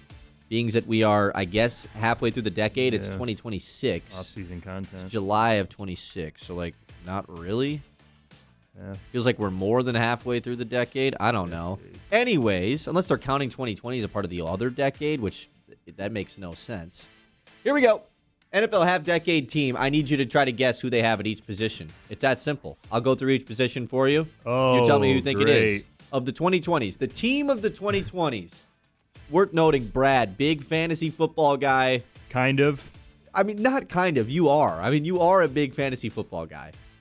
I guess. You are. I mean, there's no, like, dancing around it. I mean, I play in one league. But it's pretty, somewhat. like, it's a pretty locked-in league, Yeah. right? Yeah, sure. Go ahead. Okay, so. I mean, the league's going to be. But you don't really watch football. No. Yeah. So maybe the offense will be good here. Maybe. So the team, or you're telling me. The player. I'm going to give you the position. You tell me the player. Oh. So quarterback. Who do you think that the quarterback is of the all-half-decade team? I think the chalk would just be Mahomes. It's Mahomes. Okay. There you go. 1 for 1. Hey, thanks. You're welcome. All right, running back. There's only one of them. The running There's back a couple good options. is Saquon. It's not Saquon. It's Christian McCaffrey. It's not McCaffrey. That's Oh. kind of who I thought it would be, too. Okay. It's not Saquon. One more, like, legendary guy. Or Still pretty good. McCaffrey. Still pretty good running back. Over the last 6 seasons, he's had 1,100 yards in each of those. Oh, really? So not Alvin Kamara. 5-time Pro Bowler in that time. Rushed for 2,000 yards in that span as well. In a season. I'm drawing a blank here. Rushed for 1,900 yards in just 2 seasons ago. Yeah, if you tell me this, I'm going to be mad. Little old on the older side of things. Oh, it's Derrick Henry. Derrick Henry Yeah. is the all running back. I think that's fair, I guess, because he fits the true definition of running back. Yeah, McCaffrey, Yep. like a hybrid. Okay, wide receivers. You got 3 guys here at wide receiver, so you're not just pinned to one. Jet, Correct? Justin Jefferson, Tyreek Hill be in there? Tyreek Hill's not here, and I figured that's he fine. would be, but he's a bad guy, so I guess that's kind of fair to leave him off. I mean, most of these guys are bad guys. It's true. but Um, we'll leave Jefferson alone. I think he's a good guy. Jefferson. You've got one younger guy that didn't even play in the first part of the decade, Younger. and then an older guy. Is Puka on the list? No, but maybe Puka's teammate. Oh, Cooper is. No, Oh, sorry. JSN. no. Who am I? What am I doing here? Puka plays for the Rams, right? yeah. Oh, Devontae Adams. There you go. Devontae Adams is on here. Yes, he's the old guy on the list. Just one more guy, younger guy, a little bit older than like Puka and JSN that you're talking. He was in the class after Justin Jefferson. None of that A helps. star wide receiver, like Yeah. The top guy in 2 the receiver in Bengals. football. Yeah. The guy in the Bengals. Come on, man. I can't. The only names coming to my head right now are Joe Mixon and AJ Green, and neither of those are this guy. Hold on. Joe Mixon. Hold on. I mean, you're obviously T. going to get Higgins. this. That's not him. Can't think of the guy's damn name. Oh, I'm having a brain fart here. By the way, a quick shout out while you're thinking to Martin. Martin is our winner of the Loons tickets. He just got back to me as well. So thank you to Martin. And thank you to Gleyber Chevrolet of Midland. I don't know why I can't think of the damn guy's name. Oh man, just give it to me. Jamar Chase? Yeah, Jamar Chase. God. Okay, yeah, this tells you where his football knowledge really is. Okay, so here's like an example. Yesterday, me and John did the top 10 quarterbacks in the league. Do you think you would have been able to do that? Like, is this harder? I don't know. Just my NFL, I just am not following the These are league. the best players of the last 5 years. That doesn't seem that hard. No. Okay, here's an easy one. Layup. Tight end. Travis One Kelce. guy. Travis Kelce. Okay, offensive Boom. lineman. Can I get a Jason Kelce and a Penei Sewell? Okay, yeah, you can get both of them. Yes, Okay. Penei Sewell is the right tackle. Jason Kelsey's the center. Jason Kelce, who's going to be, I think, on every single ESPN show now going forward. Oh. It's going to be like 4 hours of Kelce and then 4 hours of McAfee and then 4 more hours of Kelce. And then hopefully Stephen A. Smith. Oh, yeah, he's weaseled in there somewhere. hell. Yeah.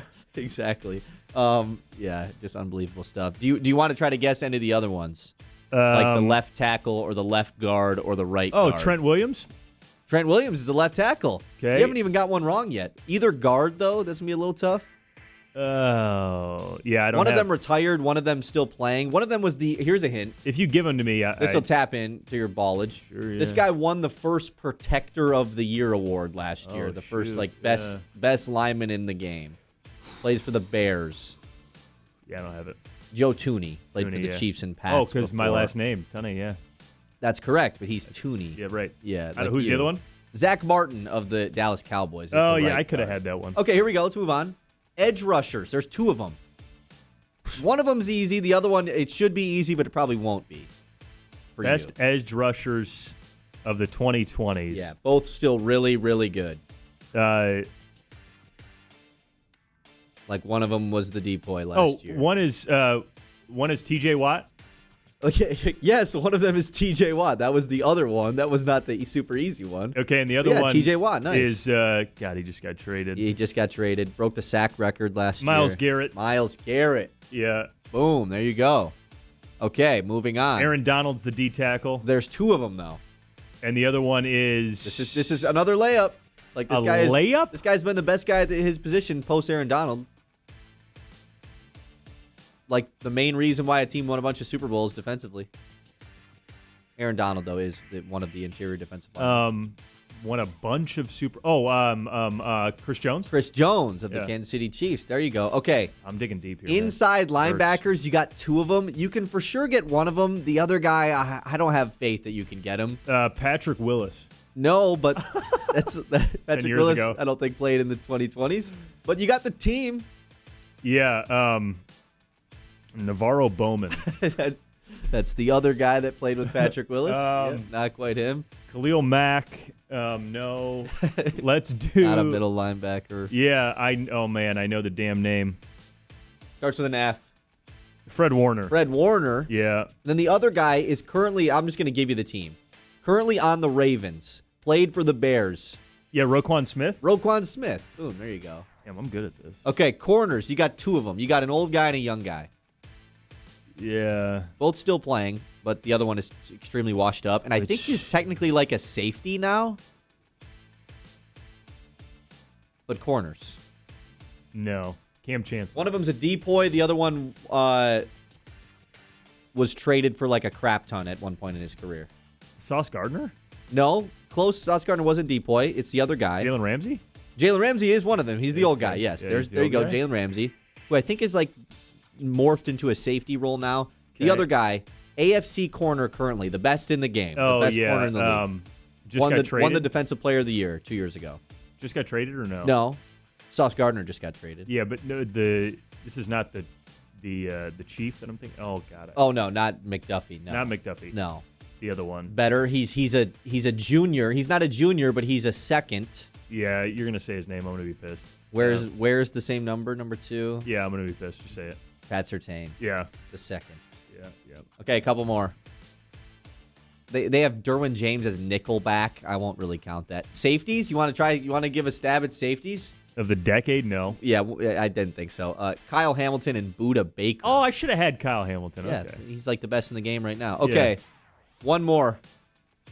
I don't even know if we should do this one. Who's the kicker of the 2020s, the half decade? Oh, it's Harrison Butker. No, even it's the worse other guy. idiot. Yeah. Who?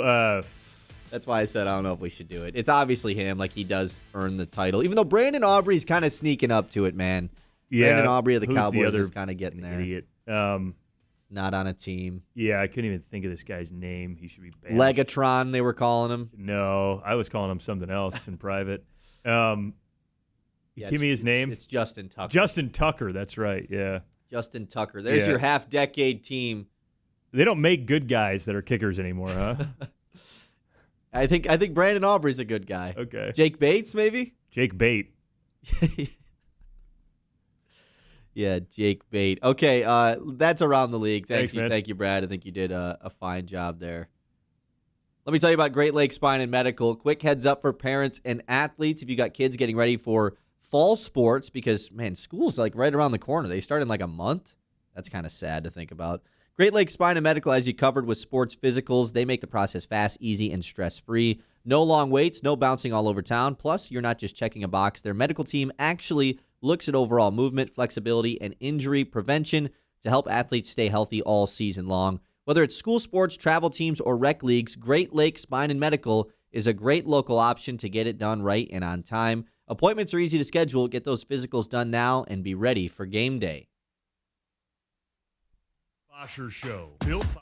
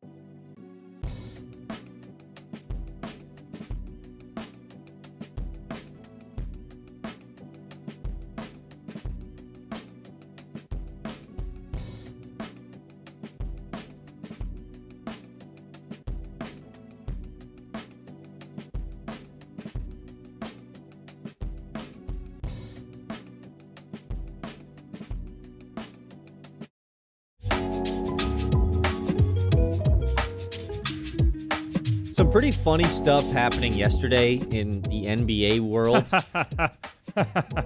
Yeah, Brad thinks it's pretty funny too. What is it? LeBron, that saga has been taking over everything in the NBA. No moves are happening because everybody's waiting for LeBron. The schedule isn't coming out. Christmas Day games aren't coming out because we don't know what team LeBron's going to be on.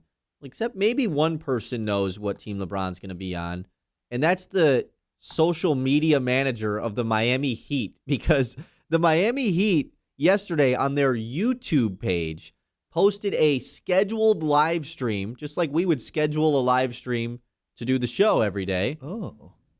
For next week, like July the 29th. The 27th. The 27th, LeBron James introductory press conference on the Miami Heat YouTube page. Now, this is it's already been said, oh, this was a mistake. We just did that as like a just in case. What, you have to schedule a live stream for YouTube 5 days out as a just in case? We do that 10 minutes before the show starts. Dude, I'd do it when the show starts. Like, you can schedule that right before it happens. If you just announce that it's going to happen, everybody will tune in, I promise you. What do we think about this, Brad? Is this something that we should like actually take into consideration? Why would they do this? Is this like a funny, like, oh, we want to get some news out there, we want to get some buzz, we think it's funny, we want to act like we're getting LeBron if we don't know? What's going on with this? I don't know, and it is conceivably real. And it's a real thing that happened, yeah. Yeah, like multiple people have gone out and found it and vetted it. I don't know if I like it. You don't know if you like it. What does that even mean? Hold on. We're so dead. Oh, okay. Anyways, what is going on? Everything okay in there? No. Okay, anyways. Oh, well. So, yeah, there we go. Trying to get yourself on the screen. Yeah, probably. I can't do it. Yeah, you got it. Turn me down. It says Oh, I'm I too see. ugly. Yeah, we went black screen. Yeah, a little super bit ugly. there. Yeah. Yes, seemingly real. I don't know what to think about it. I have spent all offseason thinking LeBron is going to go back to Cleveland. Gary, sorry for the LeBron talk. Yep, LeBron James. I think he's been going to Cleveland this whole time. I've got Brian Windhorst telling me Miami's an option. Then all of a sudden I think to myself, maybe Philly really is the play because folks are reporting that he's probably playing 2 or 3 more years, kind of a young, nice core there. And so I keep going back and forth. And then Golden State creeps in. It's like, oh, his daughter, he wants to be close to his daughter because she's a good volleyball player. And he wants to stay in the state. And like, oh, it's going to be great to play for Steve Kerr and with Steph. And all these other things. And I just keep coming back to Cleveland. And now we get this Miami thing. Miami is, I think, the worst spot for him. Like the worst spot. Explain. I don't get it. It's the oldest spot. I guess Golden State's probably the oldest spot, if that's any validity to it. Still. Bam, Giannis, and LeBron. Like, if I'm Giannis, I want the ball in my hands at this point in my career because I can't space the floor without other shooters. And I'm not building a team that has like Davion Mitchell off ball with LeBron and then Giannis bringing the ball up. And I'm not building a team that has LeBron bringing the ball up and Giannis somewhere else on the floor. Like, Giannis kind of has to have the ball in the modern basketball. I just don't fully get it. I don't get the Miami thing. Other than it's a coach that he is willing to play for and he trusts. But I think that really matters with LeBron. And I think Kerr is too. But outside of that, like, we think Nick Nurse is. Maybe. He might be. He's won a championship. That's important to Rich Paul. Yeah.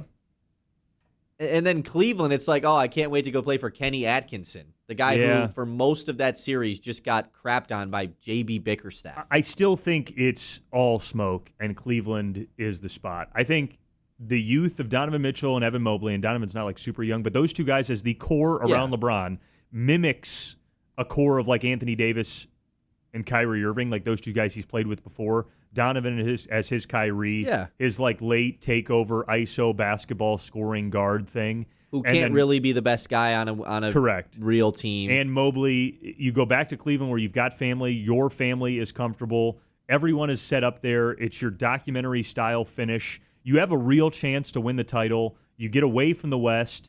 You can also win a title there and still maybe be the best player on the team.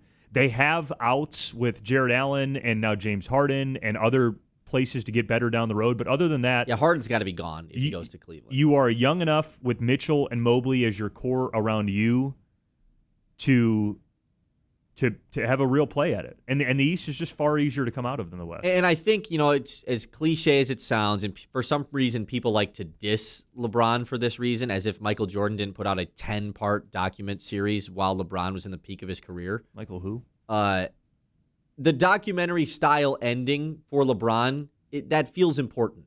Like that does feel like it should be a cinematic experience for the final year of his career.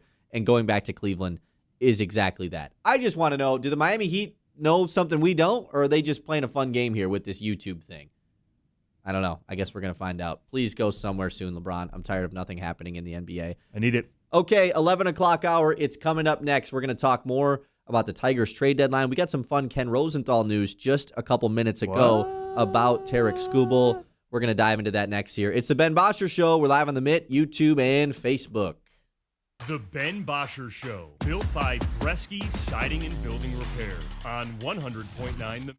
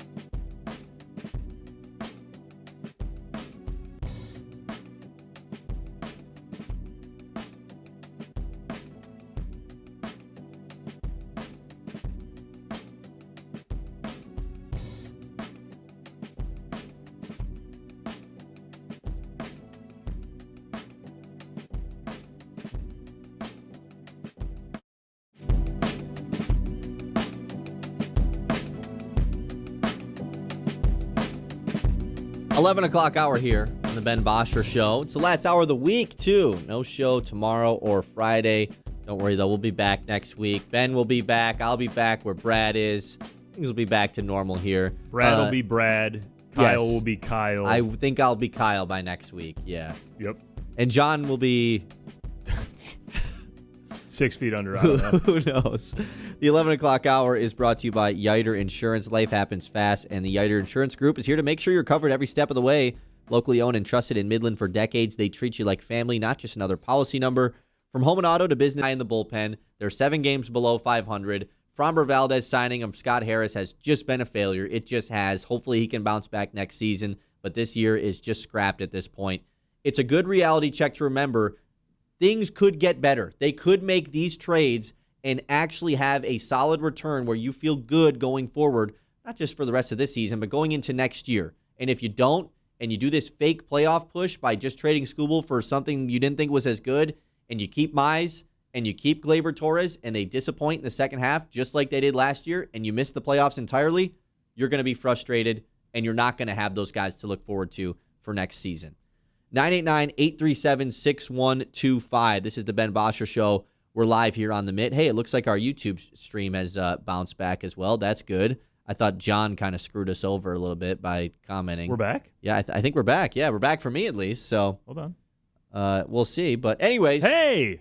it just came back. What the hell? They tried to turn it down, and they couldn't. Yeah. We're going to talk about Jalen Duren again next. Why has Jalen Duren not re-signed with the Pistons?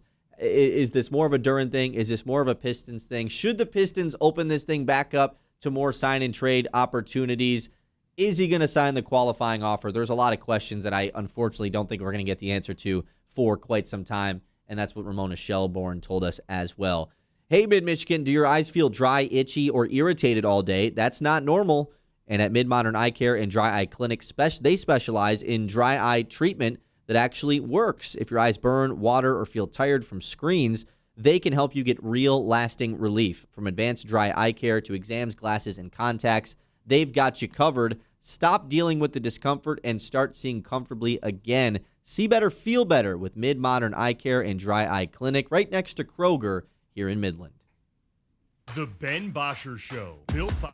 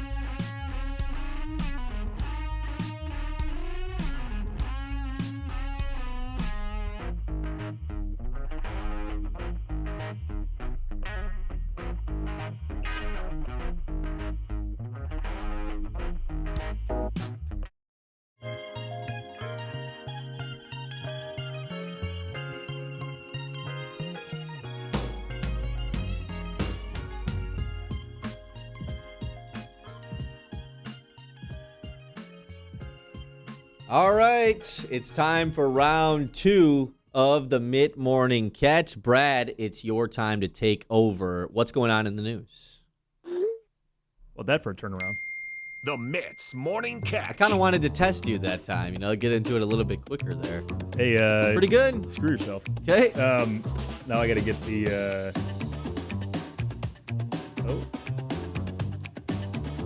A little loud in your ear, Ben? A little loud. Yeah, no. Of course. I'm not going to. Ben's headphones, by the way. What does this guy do to his headphones? What does that mean? Like, this one just is not even on here. What do you mean? Like, I can just pull this ear muff right off of it. You already broke them? What does he do to him? I can't believe He it. just throw them? You guys really treat this place. Who's you guys? You guys How are those really- headphones in there? Perfectly fine? Blame That's what I John thought. and Ben. These headphones are good, yeah. That's what I'm saying. Yeah, well, you take care of your stuff. All right, mid-morning catch time. I went through a lot Look of the at news. this. Okay. Someone walked in yesterday and goes, are these the TikTok Temu headphones? No. This is a commercial radio station. Kyle can't hear me, so it doesn't matter. Yeah, now I know what Kyle feels like when Ben doesn't listen to the news either. Kyle just took his headphones off. I get a Anyways, token laugh right I'll there. figure Yeah. it out. Again, Bresky Community Calendar. Check out maxlovesmidland.com for your community calendar updates. Midland Area Farmers Market today until 1 o'clock. And then a Walk Midland event taking place at the Chippewa Nature Center tonight at 6. Loons lost yesterday. Tigers lost yesterday. Loons at 7:05 tonight. Tigers at 8 on ESPN. Let's see what we got here. Something I didn't get Hyder into. Montero on the mound. Sure. You mentioned you are maybe more likely to watch a little footy, a little soccer since the World Potentially. Cup. When is it spring? It's a spring, like the Premier League the kicks Premier off League's in a in month. the spring? Yeah, in a month. It starts in a month? I thought it was in the spring. In August. How long does it go till? It goes until the spring, yeah. Oh, okay. A long season. They play through the winter. It's just not winter over there. So, yeah, you're going to have to adopt a team, man. Yeah. Okay. I think you liked Holland during the World Cup, right? Yeah. He plays for Man United. Man City. Man City. Yeah. Who's That's a big close. club. Big club. They've got a chance to win. I remember always hearing. Well, Manchester United was always the team when I was a kid, right? That was the big team, or was it Manchester City? It would have been United when you were Okay, a that's kid. what I thought. Yeah. Kind of. I just always remember hearing about them. Yeah. So, yesterday, Fox announced the ratings for the World Cup final. I don't know if you saw that. Spain and Argentina in the final drew 39 million viewers, and the English-speaking broadcast with a peak of 51.5 million. Wow. It was the most watched soccer broadcast, English-speaking, in the United States ever. On top of that, the Telemundo Spanish broadcast in the States had 22.5 million viewers. Total those two broadcasts up together, over 60 million total viewers in the United States alone. So just about half of the Super Bowl. About half of a Super Bowl, yes. And about the same, if not a little bit more, than the NFC and AFC championships. Oh, really? Okay. Those are the comparable numbers. So it's a little The real more football games, too. Correct. Unlike the Super Bowl. Correct. It's comparable to the AFC and NFC championship games. The overall Fox average for all 104 broadcasts for the World Cup, this is actually a little bit higher than I thought, 7.7 million. For each game average. On average, Yeah. yeah. Wow, that is pretty good. I mean, I even guess like the random, final is factored into that. Yeah, so but it still, boosts it, like but yeah, the Paraguay versus, random country game, like that's right. you don't expect a lot of viewership for those ones. That's right. And so that was up, the 7.7 million, up from 4 years ago from 3.6, so more than double. And in 2018, it was only 2.8. So you talk about the growth there, and it being in the States, and so all the time zones, obviously way more friendly to viewership. So that's pretty good numbers. We'll see. 4 years from now, it's in Portugal and Spain, mostly in Portugal, though, and they're thinking the next time it'll be in the States is in 2038, so not too far away. So, even the first week of March Madness this year, their average viewership number was 10.7 during the first week of March Madness, which is like the peak of March Madness, essentially. Yeah. Not that far off. Comparable numbers for a sport that we're going to take Ben to watch a match of next month. Yeah, I'm excited about that. Sure you are. I Okay. actually am. Other news, we had the Miami Heat YouTube page posted a test YouTube stream for LeBron's introductory press conference for July 27th. You never gave me your opinion on this, I mean, though. it's private. They deleted it. It's still there. I don't What know. do you think this was done as? Like, is this a stunt just to be like, oh, we might get LeBron? Or do you think they actually think they're getting LeBron and they know and they screwed up? I think it's some person in that department without guidance was like, oh, I want to be prepared. I want to do my job really well. And just Prepared for what, though? just prepared for the possibility. I don't think it means anything. Yeah, because also, why would the person who runs the YouTube channel know if there was a true thing to know? That's what I mean. I just think it was let me get ahead of this. Let me do my job really well. Let me be prepared. And it was a flunk. Yeah, I think after the show today, I'm gonna get Monday's stream ready. I'm gonna set it up for Monday. Hey, good for you. Get it going today. Yeah, sure. So next up in the news, didn't spend any time on this just yet. I think Blino, you said, talked about it. The ESPN layoffs that took place yesterday. I think the headliners, Karl Ravech, who I think the day before called Dodgers-Phillies Monday night. Yeah, who has been the primary voice of ESPN's baseball coverage for a long time now. He's been with the company for 33 years. Karl Ravech, done at ESPN. Other names include Cam Newton, who was a contributor. Stefania Bell, who did a lot of the NFL injury coverage. She's gone. Ryan Clark, gone, former player. Tom Pelissero, who's a part of the NFL coverage. You're noticing a trend there. The Pelissero one is tough. That a lot of them are NFL folks outside of Ravech. That comes, and it was not hidden by Jimmy Pitaro, the chairman of ESPN, basically blaming the acquisitions. So ESPN acquired NFL Network, Red Zone, and NFL's fantasy football side of the business. Acquired all of those. Cost them a ton of money, specifically the Red Zone thing. Yes. In that agreement, this was from late last year and then officially acquired in Q1 of this year. The NFL now has a 10% equity stake in ESPN. That's kind of the conflict of interest that everyone was kind of pissed about to start the season. They knew they were going to have to make cuts because they just acquired a ton of NFL properties, so some of their NFL talent was going to be gone. And Pitaro was not shy in a memo to essentially blame that for being the reason they had to make these cuts. They acquired all those things, and then that was used as a scapegoat. The secondary scapegoat of sorts is a looming extension or new deal for Pat McAfee and that part of the network, expecting to sign a deal for $60 to $65 million a year within the next couple of months. Yes. For McAfee? Yes. They're talking $60 million annually. That's Devin Booker money. Yeah, Devin Booker money, yes.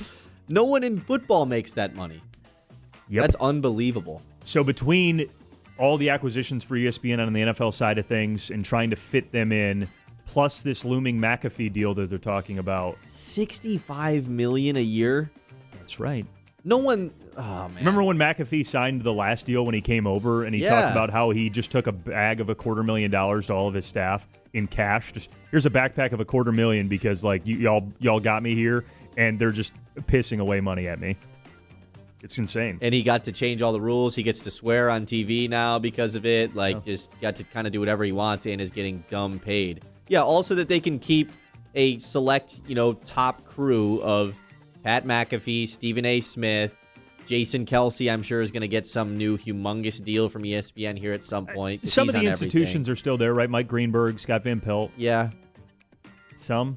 Brian Windhorst. I just pray that Brian Windhorst stays. Do you? I mean, he's going to be fine if he goes somewhere else. We need the Hoop Collective, man. We need something out of this. But sure, you're right. And they already lost, what's his face? Tim Bontemps. Yeah. It's just seeing all of those people that, specifically me as a kid, like Karl Ravech, man, Baseball Tonight was I loved watching Baseball Tonight as a kid, and that whole crew. And I don't even think any of those guys are still there outside of Buster Olney. Yeah. Yeah, I mean, Disney claims they're going to be laying off folks, too, in other parts of the company. Shout out to Pat McAfee, though, man. Shout out to Pat McAfee, 60 M's. That's unbelievable. All right, is that all you got? That's all I got, man. All right, that's the Mid-Morning Catch. Thank you, Brad.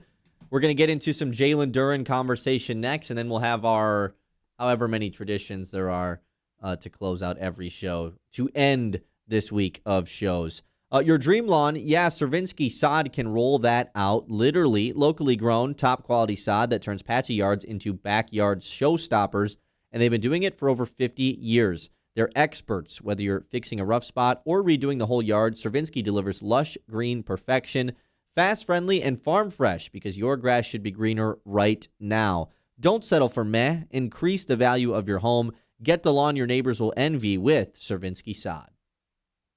The Ben Bosscher Show, built by Bresky Siding and Building Repair on 100.9 The Mix.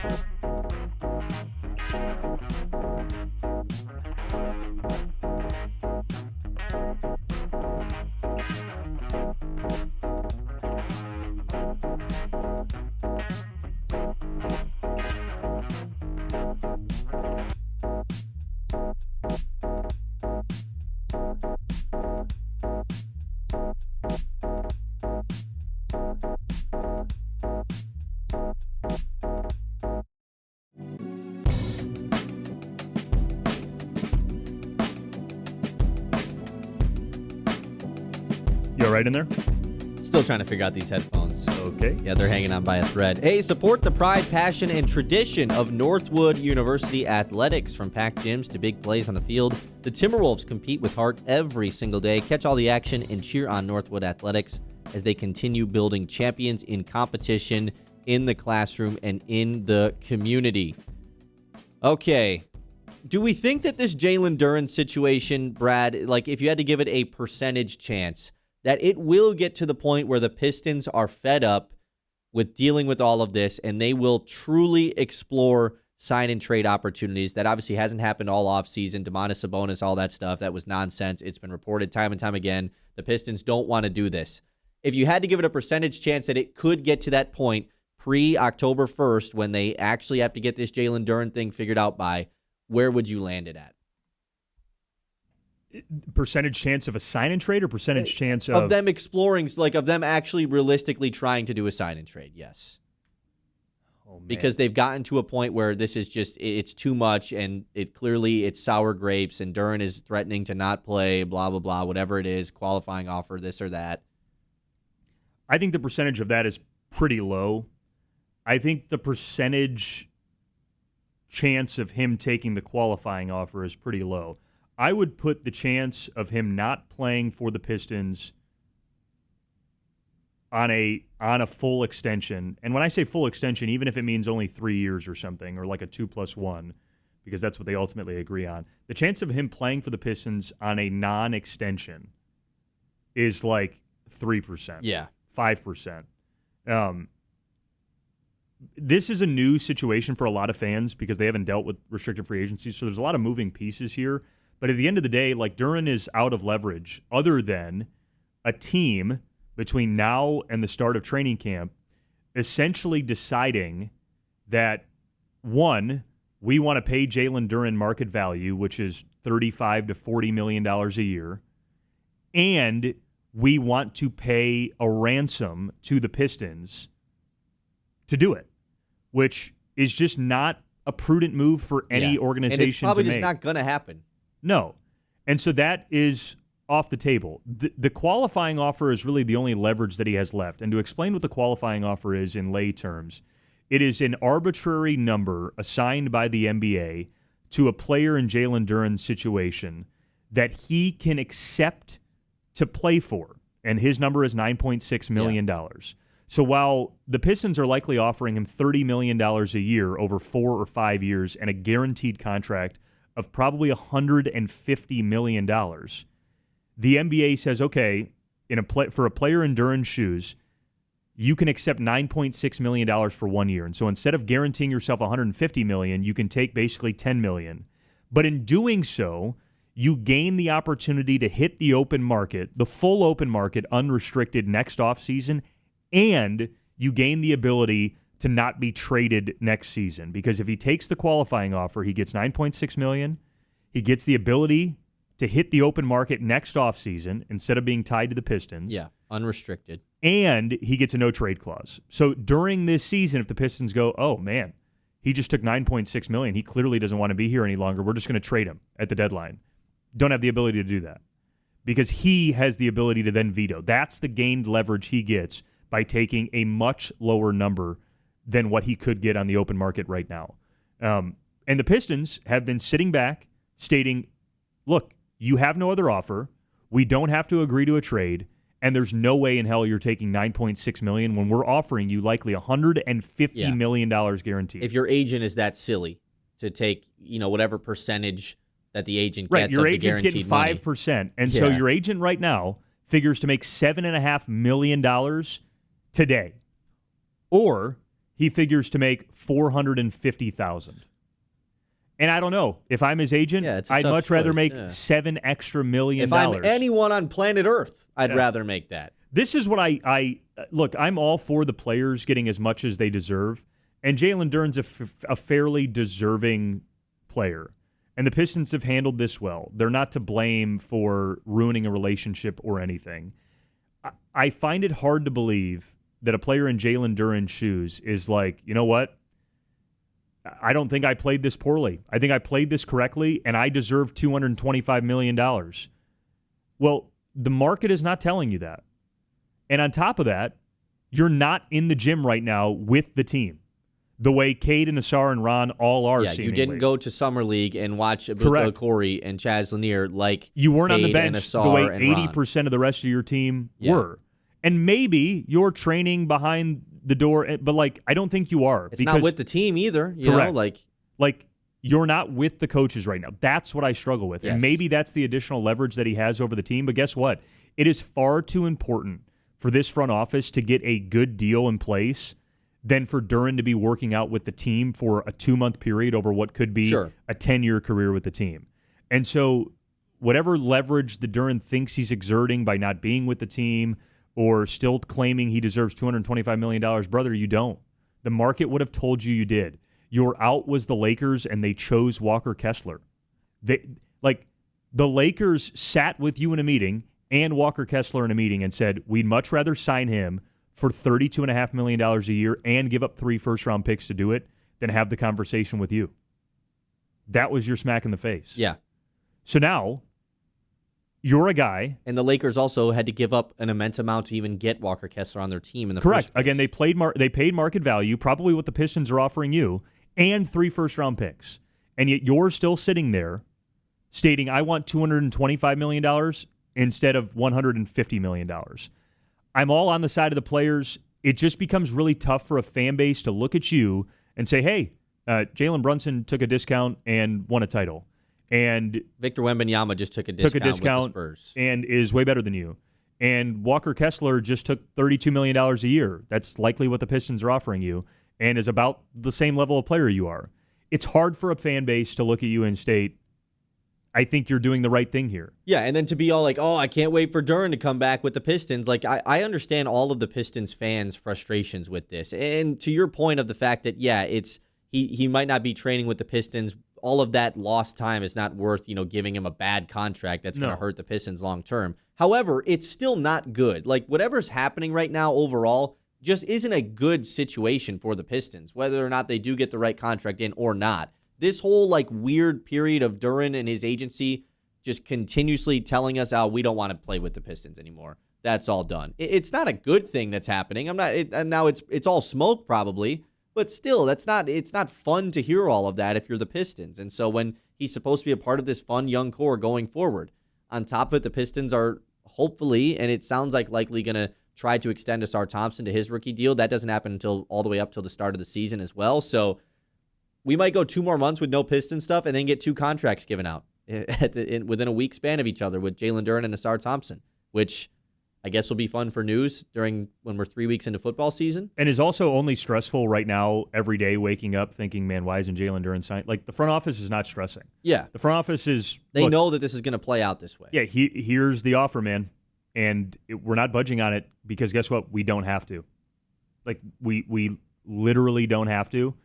And we know that even a month from now, if you came to us and said, hey, there's a team that's like actually really interested and like they have an offer of 2 first-round picks and a center that could replace me and something else, guess what? You still don't hold the keys.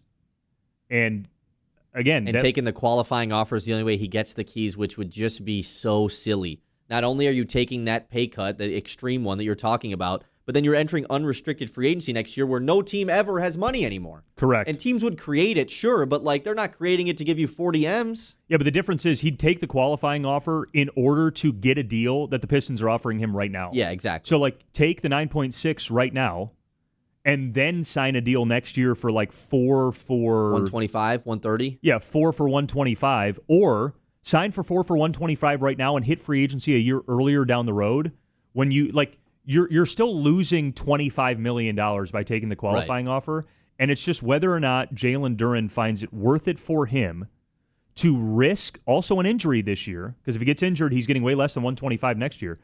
Risk an injury. Playing worse. And also guarantee yourself a loss of $25 million on the back end of the deal, because you take 9.6 now instead of the 35 that you're being offered. Even if you think, well, I'll get the money next year, that's fine. But then when this deal is up when you're 27, you've missed out on a full year. So if you find it appealing enough to be able to pick your team next offseason in unrestricted free agency, if that is worth $25 million and the risk of breaking your leg and ruining, like, you have a starting spot with an all-NBA point guard that has helped you earn the money you're about to sign. That just won 60 games in the East. Do you really want to go play for Sacramento or Brooklyn just to state that you were able to pick the team and make the same money you're being offered right now? There's just no way in hell that that's possible. It's all foolish. And so we're going to find out hopefully at some point, but I would guess it's not anytime soon as far as Jalen Duren to the Pistons, and this probably will be the last time we talk about it for a while because it's just going to be a lot of the same reporting for a couple weeks. I'm like very curious if this ends up landing with the deal that's been on the table maybe the entire time, which is like a 5 for 150 or a 4 for 150 EV on the super, super high end, maybe a 4 for 150 with a team option or something like that, like where the leverage, where the negotiation falls, or if it falls to something that some unrestricted free agents end up doing, which is like, I'll take a shorter deal with a little bit more money, which I don't like as an option for the Pistons. I don't like the 2+1 or something. The 2+1 with either a player or a team option where there's just way more money on the front end. The point of signing the long-term deal for the Pistons is that the salary for Duren rises because right now he is not worth $40 million. Like, will he be worth $40 million in 3 years? Maybe. Yeah, especially if the cap continues to rise. Correct. But like right now, if he signs for $40 million and then like say it's a 2-year deal for $75 million, just so he can bet on himself. He's overpaid in both years. He's overpaid in both years. Like it's a negative contract both years, and you don't even get to reap the benefits on the backside. Whereas if he signs the long-term deal, he's starting off in the $27, $28 million range. Yeah, or even $30 million range, and then it builds to 40 over 4 years. Yeah, that's fine. 5 for 175 is fine. I don't get the short-term deal, but that's probably where Duren is at right now. He's probably like, look, Give me the 1+1, and I'll do the Jalen Green. Overpay me right now because you have the cap space to do it, and then I'll go find my new team. There's no way the Pistons are offering that either. They're probably dead set on 4 for 125 or 5 for 160. Take it or leave it, buddy. And I think he's going to take it. But yeah, that's where we'll land. A month from now, that's what's yeah. going to happen, and we it just all sucks can't lose that too it's much going to be a sleep month before from now because them making another move in the offseason, which we all thought was coming, just probably isn't. Yeah, no, fight the mic. Yeah, no, that's on me. Okay, that's it for Jalen Duren. Hey, if you're hungry today for lunch, head over to Pizza Baker, downtown Midland. Our guy Jameson from Pizza Baker threw out the first pitch at the Loons game the other day, man. That was really cool. Good to see Jameson do that. It was inclusion day here at the ballpark. Pizza Baker, it's one of the best pizza spots in the Great Lakes Bay region. I love going there. Me and Ben have gone there the last couple Fridays. We go there as a group sometimes as well. I usually get the bacon garlic. I switched it up this week. What'd you get? I got the chicken barbecue-ish. That's it's ish. It's got balsamic on it. Yeah, that's the Sarah. That's what Sarah gets that. Really? Sarah usually gets Maybe that, I yeah. should stop doing it then. Yep. But nonetheless, it was pretty good. But I think the bacon garlic, though, it's so hard to go away from that. It's very, very good. So head to Pizza Baker downtown Midland for lunch today or any day this week that you're feeling hungry. As well as the Forward Corporation. We talk all the time on this show about having home field advantage. Well, if your home or business uses propane, the company with that advantage is Forward Energy. Since 1925, they've been serving our local community with propane and fuel solutions for homes and businesses. Local people, reliable service, Forward Energy, part of the home team. The Ben Bosscher Show, built by Bresky Siding and Building Repair on 100.9.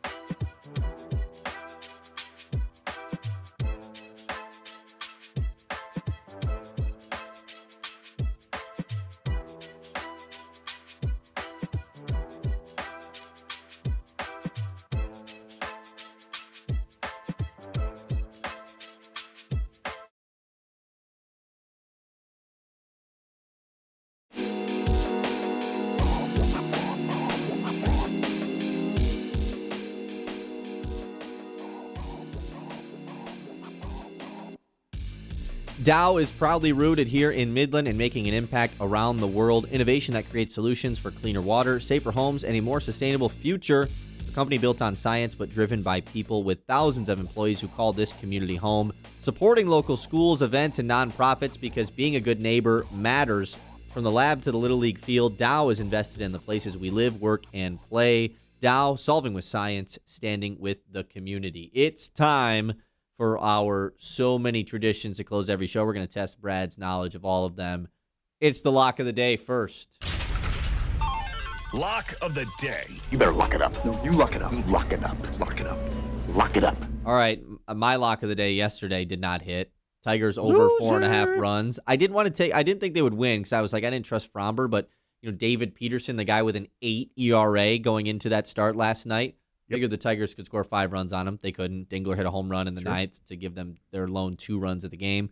So it did not hit. I got to come back strong today. I'm going back to the Tigers game. It's on ESPN.